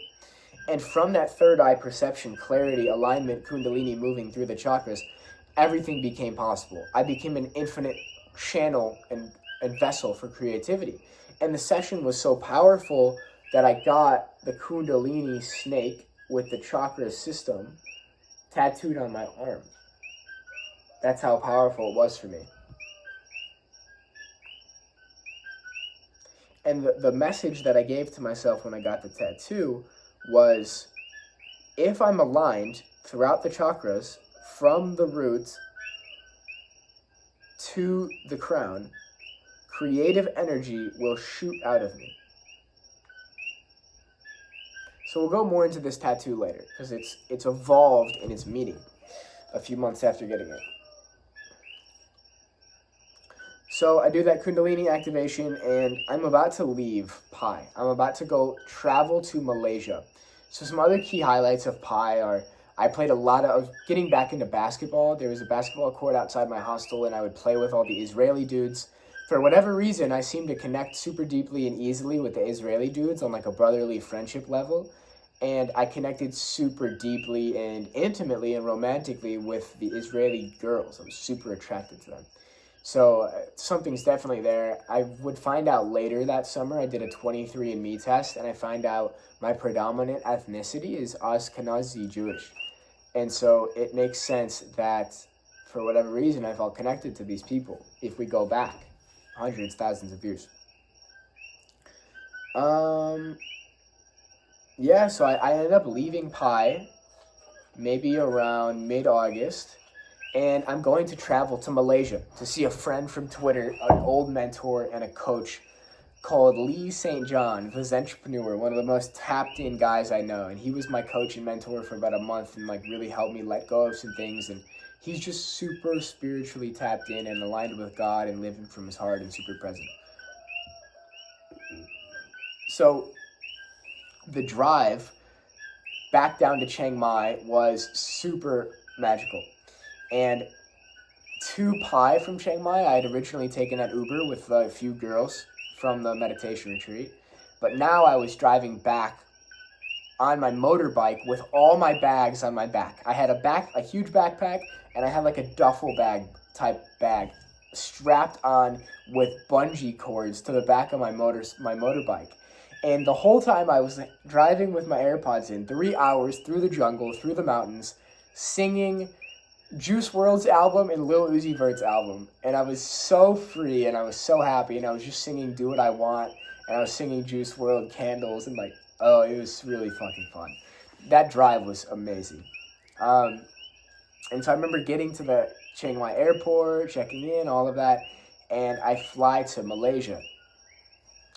And in Malaysia, I spend 5 days there just to reset my visa, because Thailand, like, you can do 60 days, and then you have to reset your visa. And I spent those 5 days basically hanging out at this super nice hotel, like getting back into work mode a little bit. Like I'm working a little bit on conscious creators, I'm texting people, I'm answering messages, and a little bit of the anxious energy is kind of coming back, actually, in hindsight. But other than that, I had this like really cool date with this like beautiful 40-year-old woman from Philippines, I think, and she was like famous. She had like 600,000 followers. That was super interesting. And then I hung out with Lee for those 5 days, and that was super fun. And we would like go to the mall, and we would go out to eat. Like, it was just we played ping pong, hit the sauna, super chill 5 days. Kind of hit the reset button, be in my own energy, and connect with this guy across the world. So cool. This was the power of the internet, like being on Twitter, like meeting friends, and oh yeah, you're in Malaysia? Cool, I'm gonna fly over there and let's like hang out for a few days and play ping pong together, and like it was super special, and I have so much love for Lee. That was a pretty magical time. Another little synchronicity happened, and again, now synchronicities are just abundant, but they were starting to pop up here a little bit. I went to go eat at like 9 p.m. in the mall that my hotel was next to, in this giant mall in Kuala Lumpur, like the big city in Malaysia, one of the big cities. And it's this like Asian restaurant, and I'm eating Asian food, and they're playing Juice WRLD's album. And I was like, do you guys like, why do you listen to this? Why is this on? They're like, oh, I don't know, we just like it. And I'm like, bro, this is my favorite fucking album. And they're playing all the songs that I was listening to on my drive down there. And like, you know, again, it was this period where I was like deeply searching for romance. And romantic connection. And Juice WRLD was always that like sad boy, lover boy type of energy for me. So they're playing like All Girls Are the Same, and while I'm eating fucking Asian food by myself in this mall. And I'm like, what is going on? So I end up leaving Malaysia after about 5 days, and I go on a journey to the south of Thailand. So Pai is like this town all the way in the north mountains of Thailand, and the south Koh Samui, Koh Tao, Koh Phangan. They're all in the south, and they're all islands, like tropical islands. So I end up going to Koh Samui first, and something funny happens. I'm gonna explain it because, why not? I'm being super open in this whole series. Why not? So this Kundalini energy that I had been experiencing, this creative energy from the sacral, is also sexual energy. And so there is this intense desire to get it out. That's like why I've been writing so much. I've been staying up till 3 a.m. writing. I just want to create. I just want to build. Like, I'm feeling so fucking creative and so expressive from the sacral. And for whatever reason in Koh Samui, one, there was a lot of hooker types and prostitute types. And two, for the first time, I was like, maybe I'll be open to this. Maybe I'm open. I never had been open to this before in my life. And long story short, I was like kind of wandering around, like debating it, because I'd heard so many stories about like you can go get a happy ending massage, and I was like, I am like gonna explode right now. I can't believe I'm explaining this, but it's okay. And so I remember like nothing was speaking to me. It was like, I think I'm just gonna go back home and go to sleep. So I'm about to walk home and go to sleep. I'm like, I'm gonna go get water and I'm gonna go back to sleep. So I get a water from the store and I walk back, and there's a girl who comes kind of onto the street wearing like one of the massage places shirts, and she catches my eye because she's like super beautiful, and she's like, "You want a massage?" I'm like, "Yeah." I'm like, "Yeah, sure, fuck it." So I go with her. Well, what she actually said, she's like, "You want a massage?" I was like, "Yeah." She's like, "Okay, 1,000 baht." I'm like, 1,000 baht? What? Or maybe it was 2,000 baht, which is like $50. And that's crazy over there. $50 is crazy. I'm like, why? Why is it 2,000 baht? She's like, "Oh, it's me, you, in a private room. We're both naked, and I'm rubbing on you." This is so detailed. Maybe I'll cut it a little bit, the details. But basically that happens, and that was a super interesting experience. Do I want to be sharing this? Let me tap in.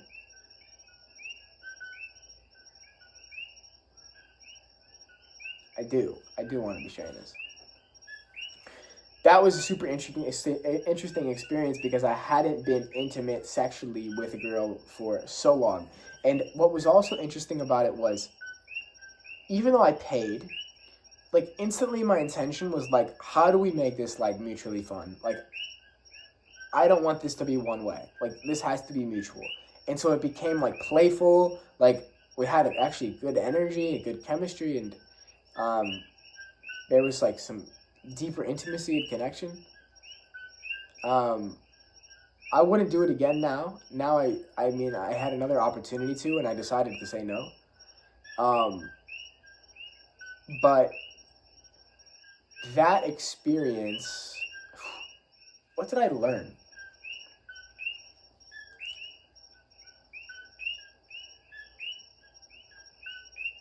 I learned that it was okay to be open sexually. It didn't have to be shame. And it was okay to be touched. And like, the big thing that I'm not saying here is what this experience did for me is it actually brought up subconscious trauma to the surface that I hadn't looked at since ever. And I hadn't like remembered since I was 3. Long story short, I won't go into detail with this, but I had a surgery on my genital area when I was 3. And there was like metal involved, and I hadn't ever remembered it until this night and then a few nights after it. Like, it was a similar sensation of like being open and vulnerable and like being touched. And it brought back up this memory of 3 years old on the operating room, getting touched and feeling like my boundaries were crossed and being violated, which I believe preceded a lot of my sexual intimacy issues. So that was like huge. So, even on the surface, it looks like I did this degenerate thing. I mean, it's not degenerate. I don't know. I still have a hang up here for whatever reason, but it brought that up to the surface. it brought it up to the surface, and it prompted me to start exploring sexuality more and more.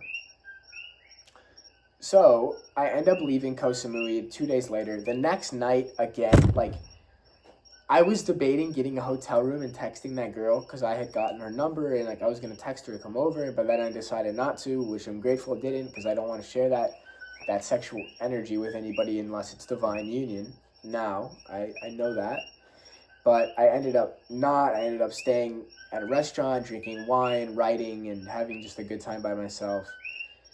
And I go to Koh Phangan the next day. So Koh Phangan is like this giant party island. And Koh Phangan is just a whole new chapter of the summer. Can you believe it? We're already, what, an hour 40 in?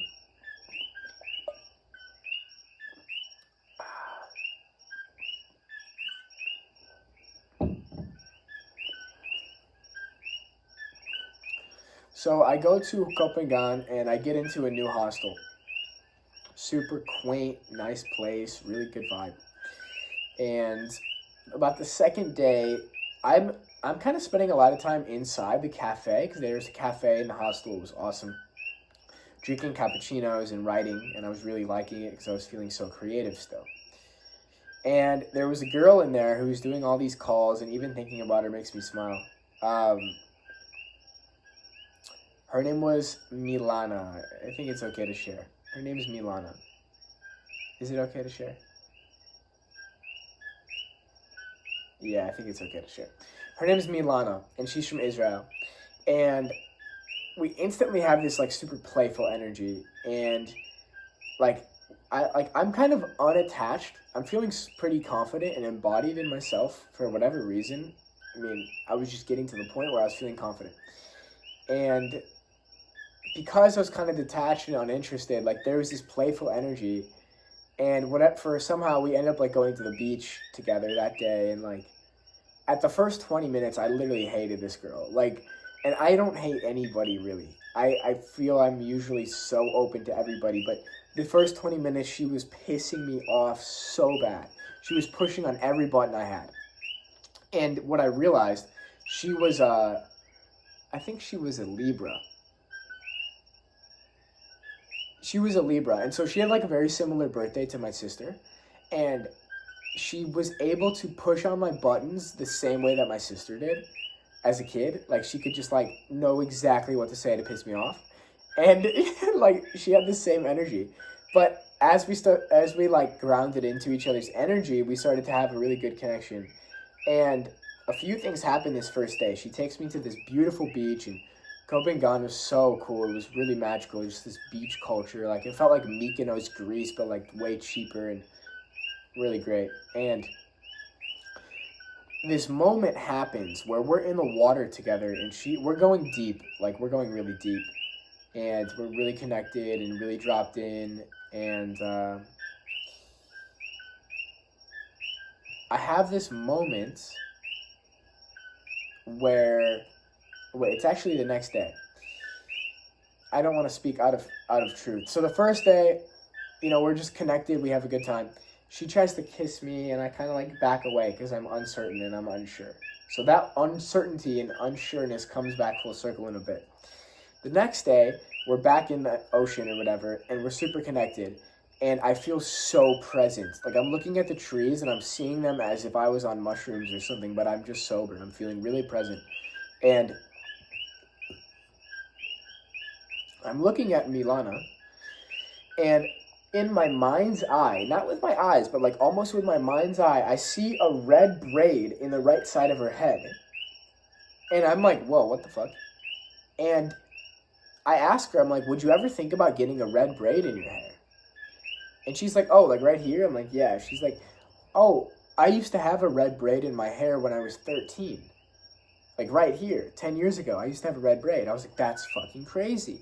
So what happened in that moment was like I was seeing clearly enough where I had this psychic slip, and I saw like a different dimension of her in time space, essentially. And something similar happened the month before, but somebody to me. Marla, the Kundalini girl, I was super dropped in at a cafe with her, and she had this slip where I was 33 instead of 23. And she saw who I was going to be and what I was going to look like and what that was about.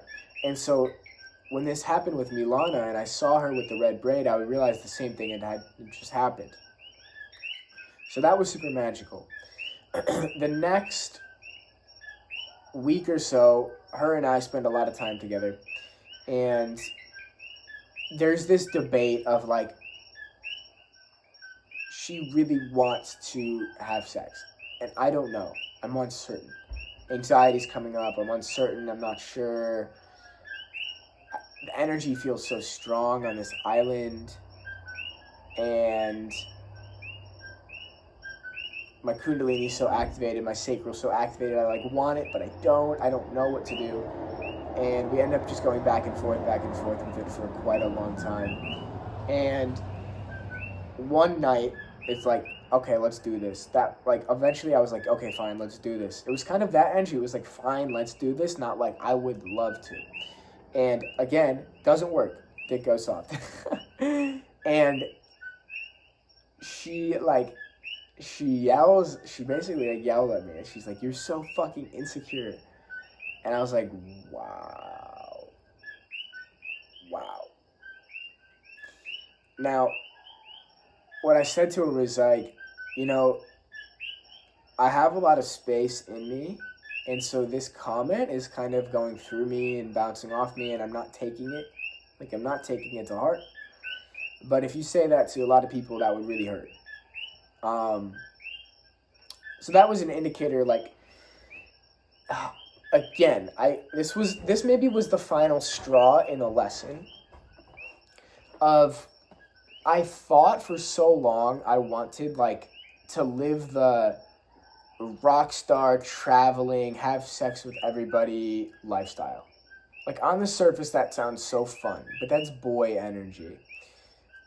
What I realized from that moment and in the few months preceding it now, up to yesterday, or like the last few days especially, I want divine union. And if it's not divine union, if it's not a sacred relationship, I don't want it. So that's why it doesn't work when it's not aligned. And now I know that. And now I have love for myself with that. And now I have compassion for myself with that. And I thank God and I thank the universe for creating me in such a way where unless I'm aligned from my heart and from spirit with somebody, and it's going to be a real sacred connection, it's not going to happen. So that was a small glimpse of Kopangan. Other things that happened there, it wasn't just Milana, but actually, let me say a few more things about her. That paints her out to be a bad picture, and I don't mean to do that. She taught me so many beautiful things. A book called Badulina was one of the most important books I ever read in my life. It's Badulina. And that book is it's from a guy, Gabi Nitzin, I believe is his name, an Israeli guy, about king and queen energy. Basically, it's a book about enlightened energy. And what do people, a king and queen that live in that enlightened state, live like? How confident are they? What do? They do what they want in every single moment. There's so many quotes from that book that stick with me months later. And it gave me a deeper level of appreciation for the Israeli people. I had recommended this book to some friends, and some friends read it, and I think they liked it, like from America friends. But it resonated so deeply in my soul because I was there around all the Israeli people, and like the Israeli girl gave me the book and she showed it to me, and like it just felt super sacred and connected. And there's so many great stories in that book and metaphors and analogies, and like the king has to slay dragons like to become his king and step into his king energy. And the divine feminine, the queen, she goes and dances in the middle of the dance floor and everybody stares at her, but she never looks in the mirror once. That sticks with me. That gives me the chills. And like these archetypes, queen, king, divine masculine, divine feminine, they're within us. We have all of them within us. And so this line of the queen dances by herself in the middle of the dance floor and doesn't ever look in the mirror, I took that to the parties I would go to. So in Copenhagen, another huge party scene, way bigger than Pi, like giant scene with like, there's a full moon beach party with probably 10,000 people there. It was fucking crazy. And there's different raves and things going on every night. So I end up going to a lot of these. I meet a cool friend named Joe, who's like super cool guy.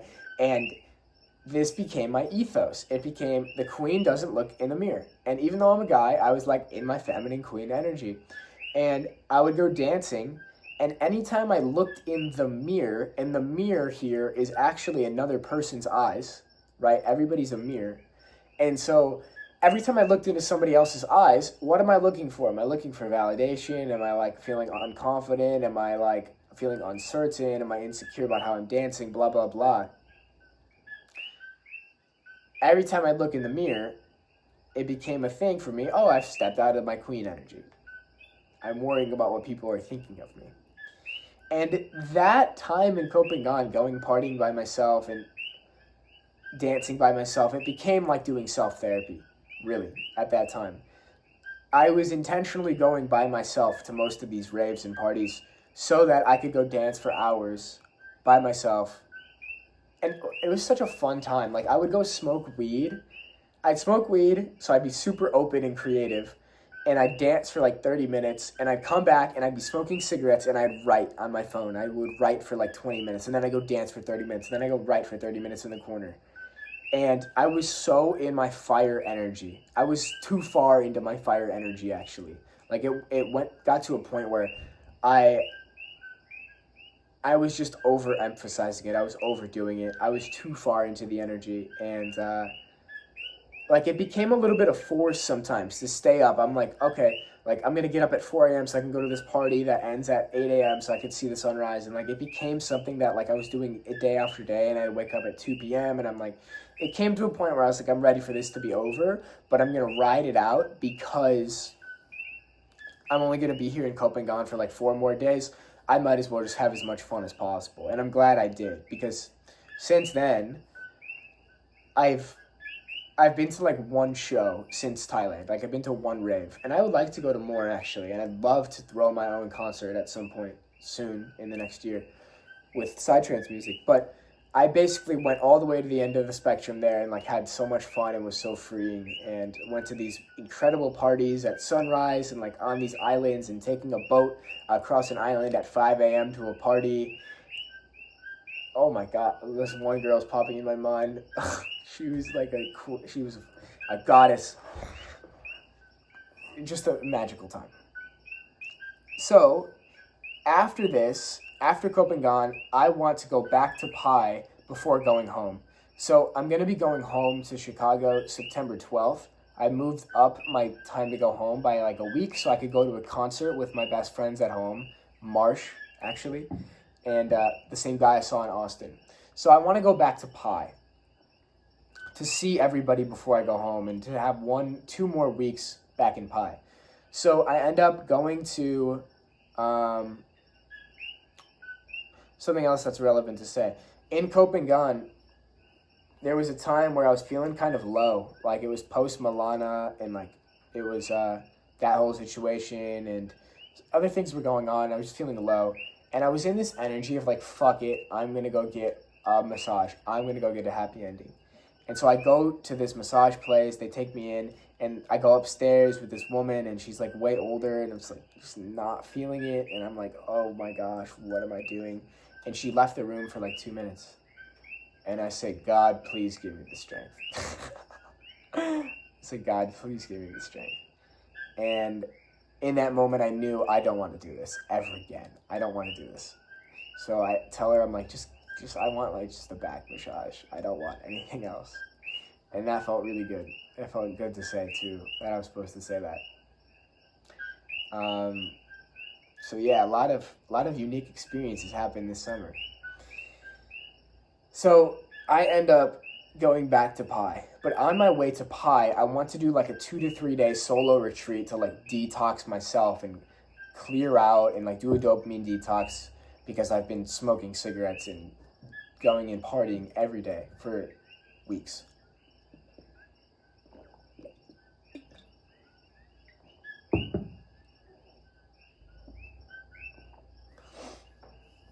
So I rent this little Airbnb in Pape, the same little small town near Pi that I did the meditation retreat at. And essentially with this solo retreat, I just sat with myself a lot, and I was going to do 3 days, and I was going to fast the whole time, and it ended up just getting to the point where I felt like I was annoying myself. I was like, why am I doing this? I was noticing so much anxiety in me too. Like there was this permanent bubble of anxiety in my solar plexus, which only recently has really cleared. But I took like Peter Crohn's anxiety course during that time, and I sat with myself and I journaled a lot, and it was nice to have that little reset. But I cut it short a day early, and I went to Pi. I was like, I want to go back to Pi a day early. I don't want to tell anybody I'm here a day early. I just want to be in my own energy, and it's what my heart wants. I want to go finish out Pi.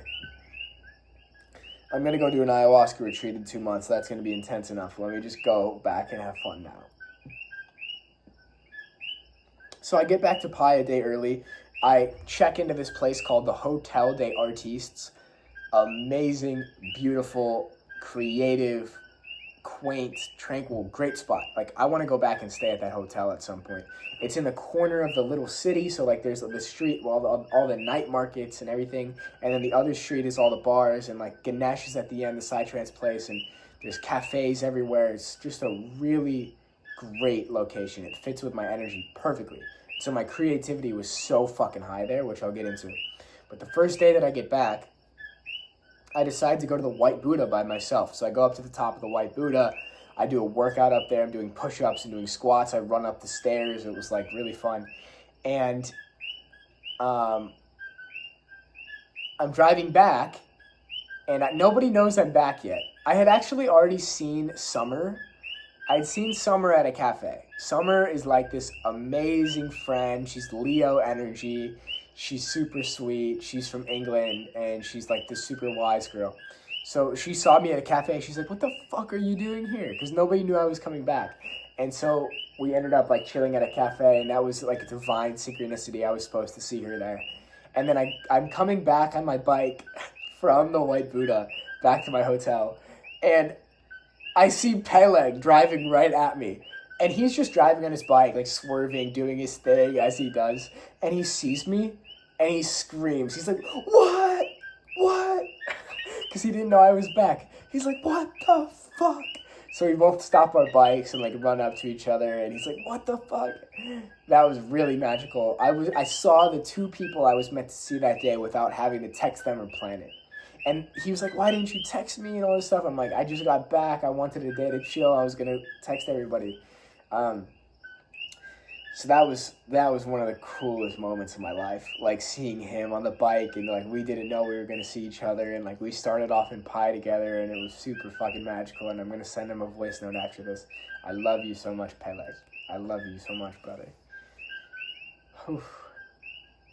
So those next 2 weeks in Pi, I'm definitely changed from when I was there as a volunteer before. I'm more embodied.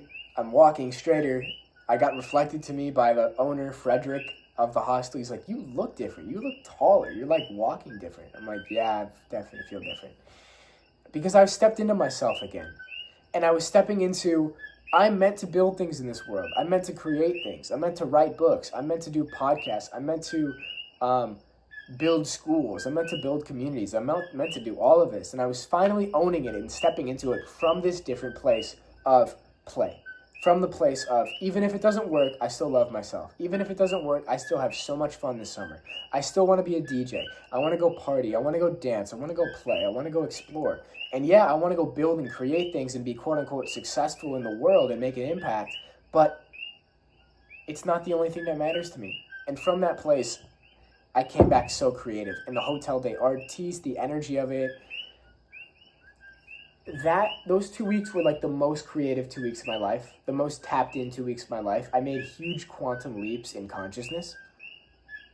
I invested in a coaching program with Nikki Ortega, which was huge, a huge quantum leap. And I would stay up till like 8 a.m. every night again. Like I was in that energy still of like the rave culture, party life, super creative energy. Kundalini just constantly in me. Like I'm like constantly pulsating. Just like the creative energy wants to come out. Now, what I realize now is that it wasn't yet in the heart space. And so it was still around like success, making money, status. Now it's around service, impact, God, consciousness, which has a different energy completely. It's more calm, yogi energy rather than creative, chaotic, manic energy, manic genius energy. It's more ordered. So I'm staying up till like 7, 8 a.m. every night. I'm building conscious creators. I'm building all these school communities. And it's funny because these things don't end up manifesting like exactly as they're meant to, because I'm not grounded enough, I feel, and like it wasn't fully aligned. But these were all stepping stones to transcendence, which now is like the thing. The thing. What else? Something else was there.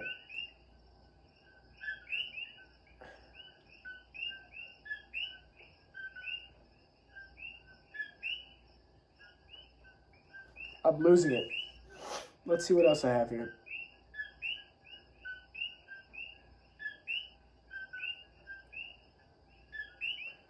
Yeah, so there's something there.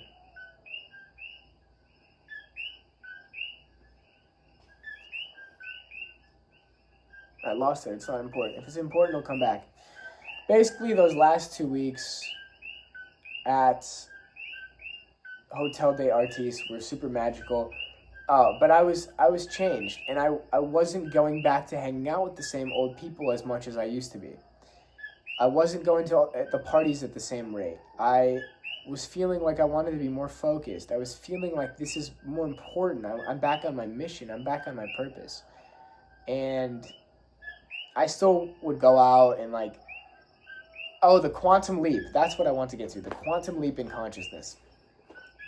So I invest in this coaching program from Nikki Ortega. I invest in a call with her, and I invest in her school community. And I remember I'm at I have $4,000 in my Coinbase. $5,000 in my Coinbase. I have $4,000 that were trying to transfer to my bank, but I transferred them to the wrong bank, and so they were stuck. And I had $1,025 in my bank account, liquid cash. And her program was $999. And I had a couple $100 cash, Thai cash, left over. So I end up buying that program, and I have $26 in my bank account. And I'm documenting the whole thing, and I have the whole thing documented. I don't know what I'll do with it, but it was called, like, maybe I'll post it on YouTube. If you guys want it, let me know. It was called Making a Quantum Leap in Real Time. So I'm down to $26, and what happens is an auto transfer runs from my bank account to Coinbase. I had a dollar cost averaging weekly system set up. Like I'm going to put $250 a week in Coinbase in Bitcoin. So that tries to run, and I had $26 in my bank account. So now I'm at negative $250 whatever dollars, negative $240 or whatever it is. And Coinbase sees that, and they freeze my account. Coinbase freezes my account because they're like, we can't let you be in this account unless you actually have the funds to do this transaction. But the issue was all my money was in Coinbase, and they wouldn't let me take it out. So they froze my account. The money that was in transit didn't work. And so I was like, what the fuck am I going to do? And like, I was pretty stressed. Anxiety was coming in. This was the quantum leap in consciousness. Now, what ends up happening is I end up getting some recurring money that I had from a course from a while ago, Internet Freedom, and somehow, like, I think it comes to a point where, like, the money kicks back into my bank after 4 days, and I end up, like, getting that $5,000 months later, actually, but I transfer more money, and I end up being fine, and that was the lesson. I'm always fine. Always fine. God always has us. If we truly have faith, God always has us. There's nothing to fear. Another thing happened where when I was really trusting and I really had faith, I had so much faith in this moment. I got down to the point with my cash, because I was only in cash now, and I was I got my wallet stolen in the South, so wasn't able to use my cards or pull out money. So this is what was happening. I was waiting for, I trusted that, okay, Milana gave me like $500 worth of cash in the South. I was trusting that once I got back to Pi, I was going to be able to Venmo somebody from the US, the same girl that I had given money to earlier. I was going to be able to Venmo her for like another $500 to finish out the trip and make it back home. And so I remember I'm texting this girl. Her name's Heather, super sweet girl. And I'm like, yo, like, can I borrow can I Venmo you for some money like we did earlier? Like, I'm out, my cards are stolen, blah, blah, blah. I can't get money out. And she's like, yeah, sure. Like, I'm sick, but like in the next few days. So I remember one night, I'm sitting at a pizza restaurant across the street from my hotel. I'm eating a pizza, I'm drinking wine, I'm calling my best friend Tyler, I'm smoking a joint. It's super chill, I'm having a great time. And I notice I have $3 left.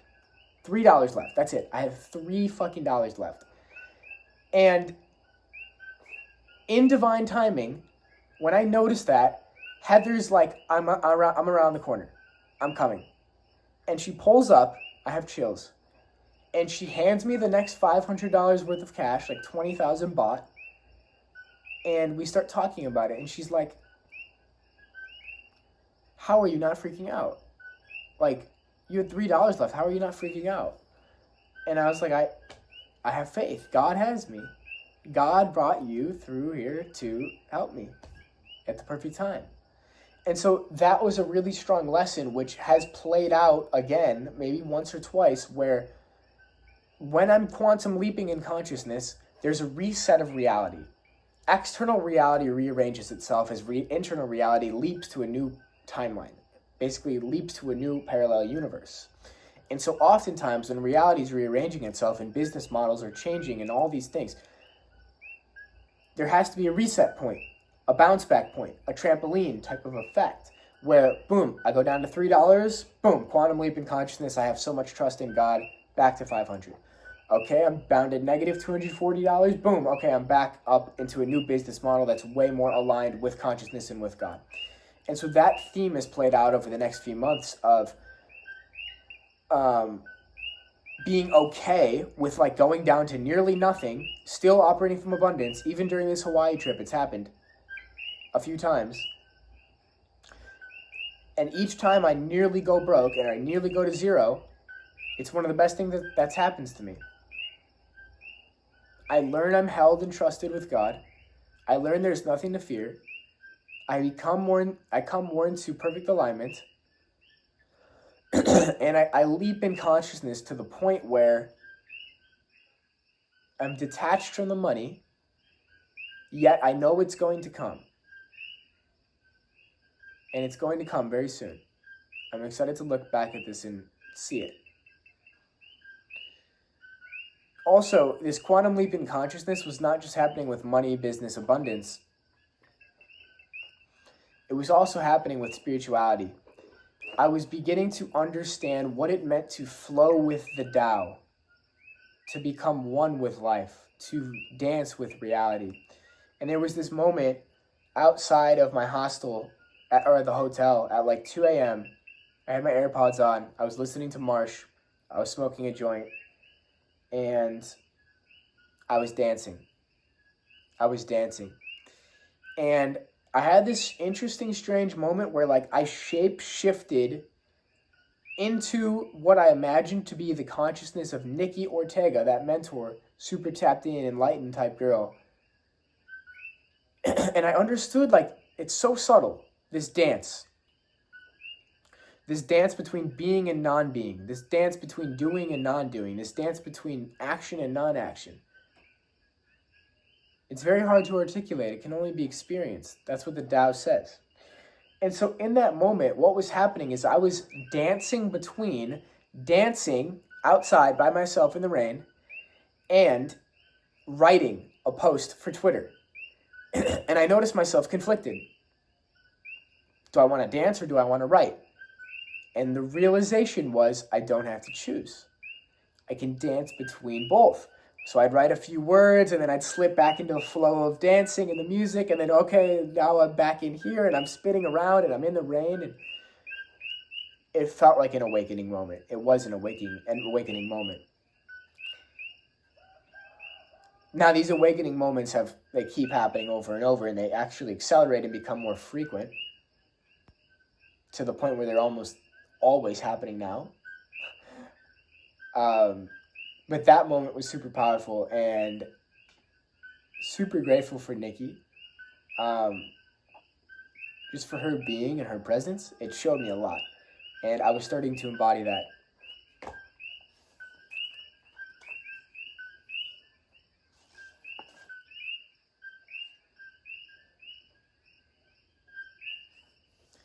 So that's essentially how this chapter ends. The last nights,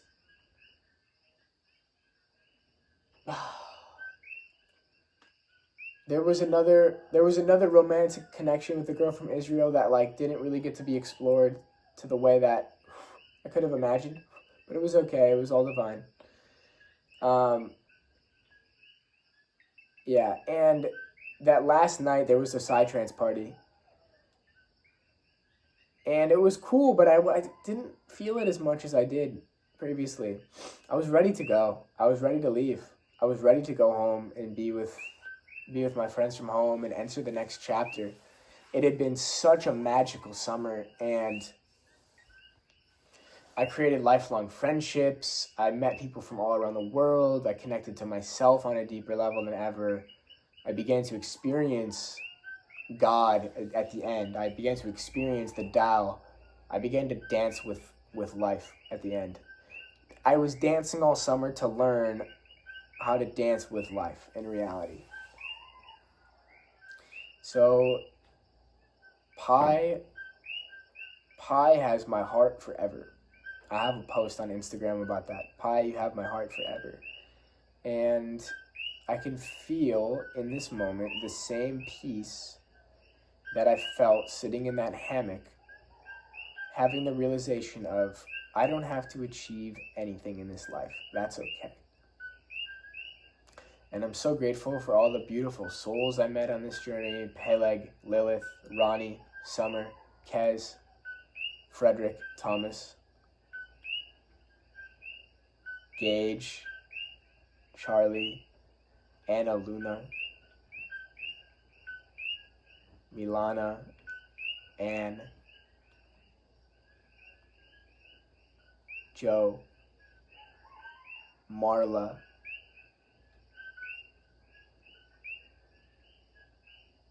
I'm probably forgetting people, but such a magical summer. I'm not here to give advice about how to go live your life, but what I will say is, if you have a nudge to go anywhere, if that itch is there, if that desire is there, just follow it. Trust life. Surrender to it. Trust God. Even if you don't have a concept of God, you can't exist without Him. You can't exist without it. You're always held and supported by the universe, by life. You'll always be okay as long as you trust yourself. And trusting yourself is trusting something more than yourself, because you are one with everything. So with that, I am so grateful if you watched until the end of this very long video. The next video will be about my mystical experiences in the jungle of Peru. So I'm excited to share that one with you guys, and I'm sending you so much love, so much gratitude for watching, and I will see you in the next video. Bye.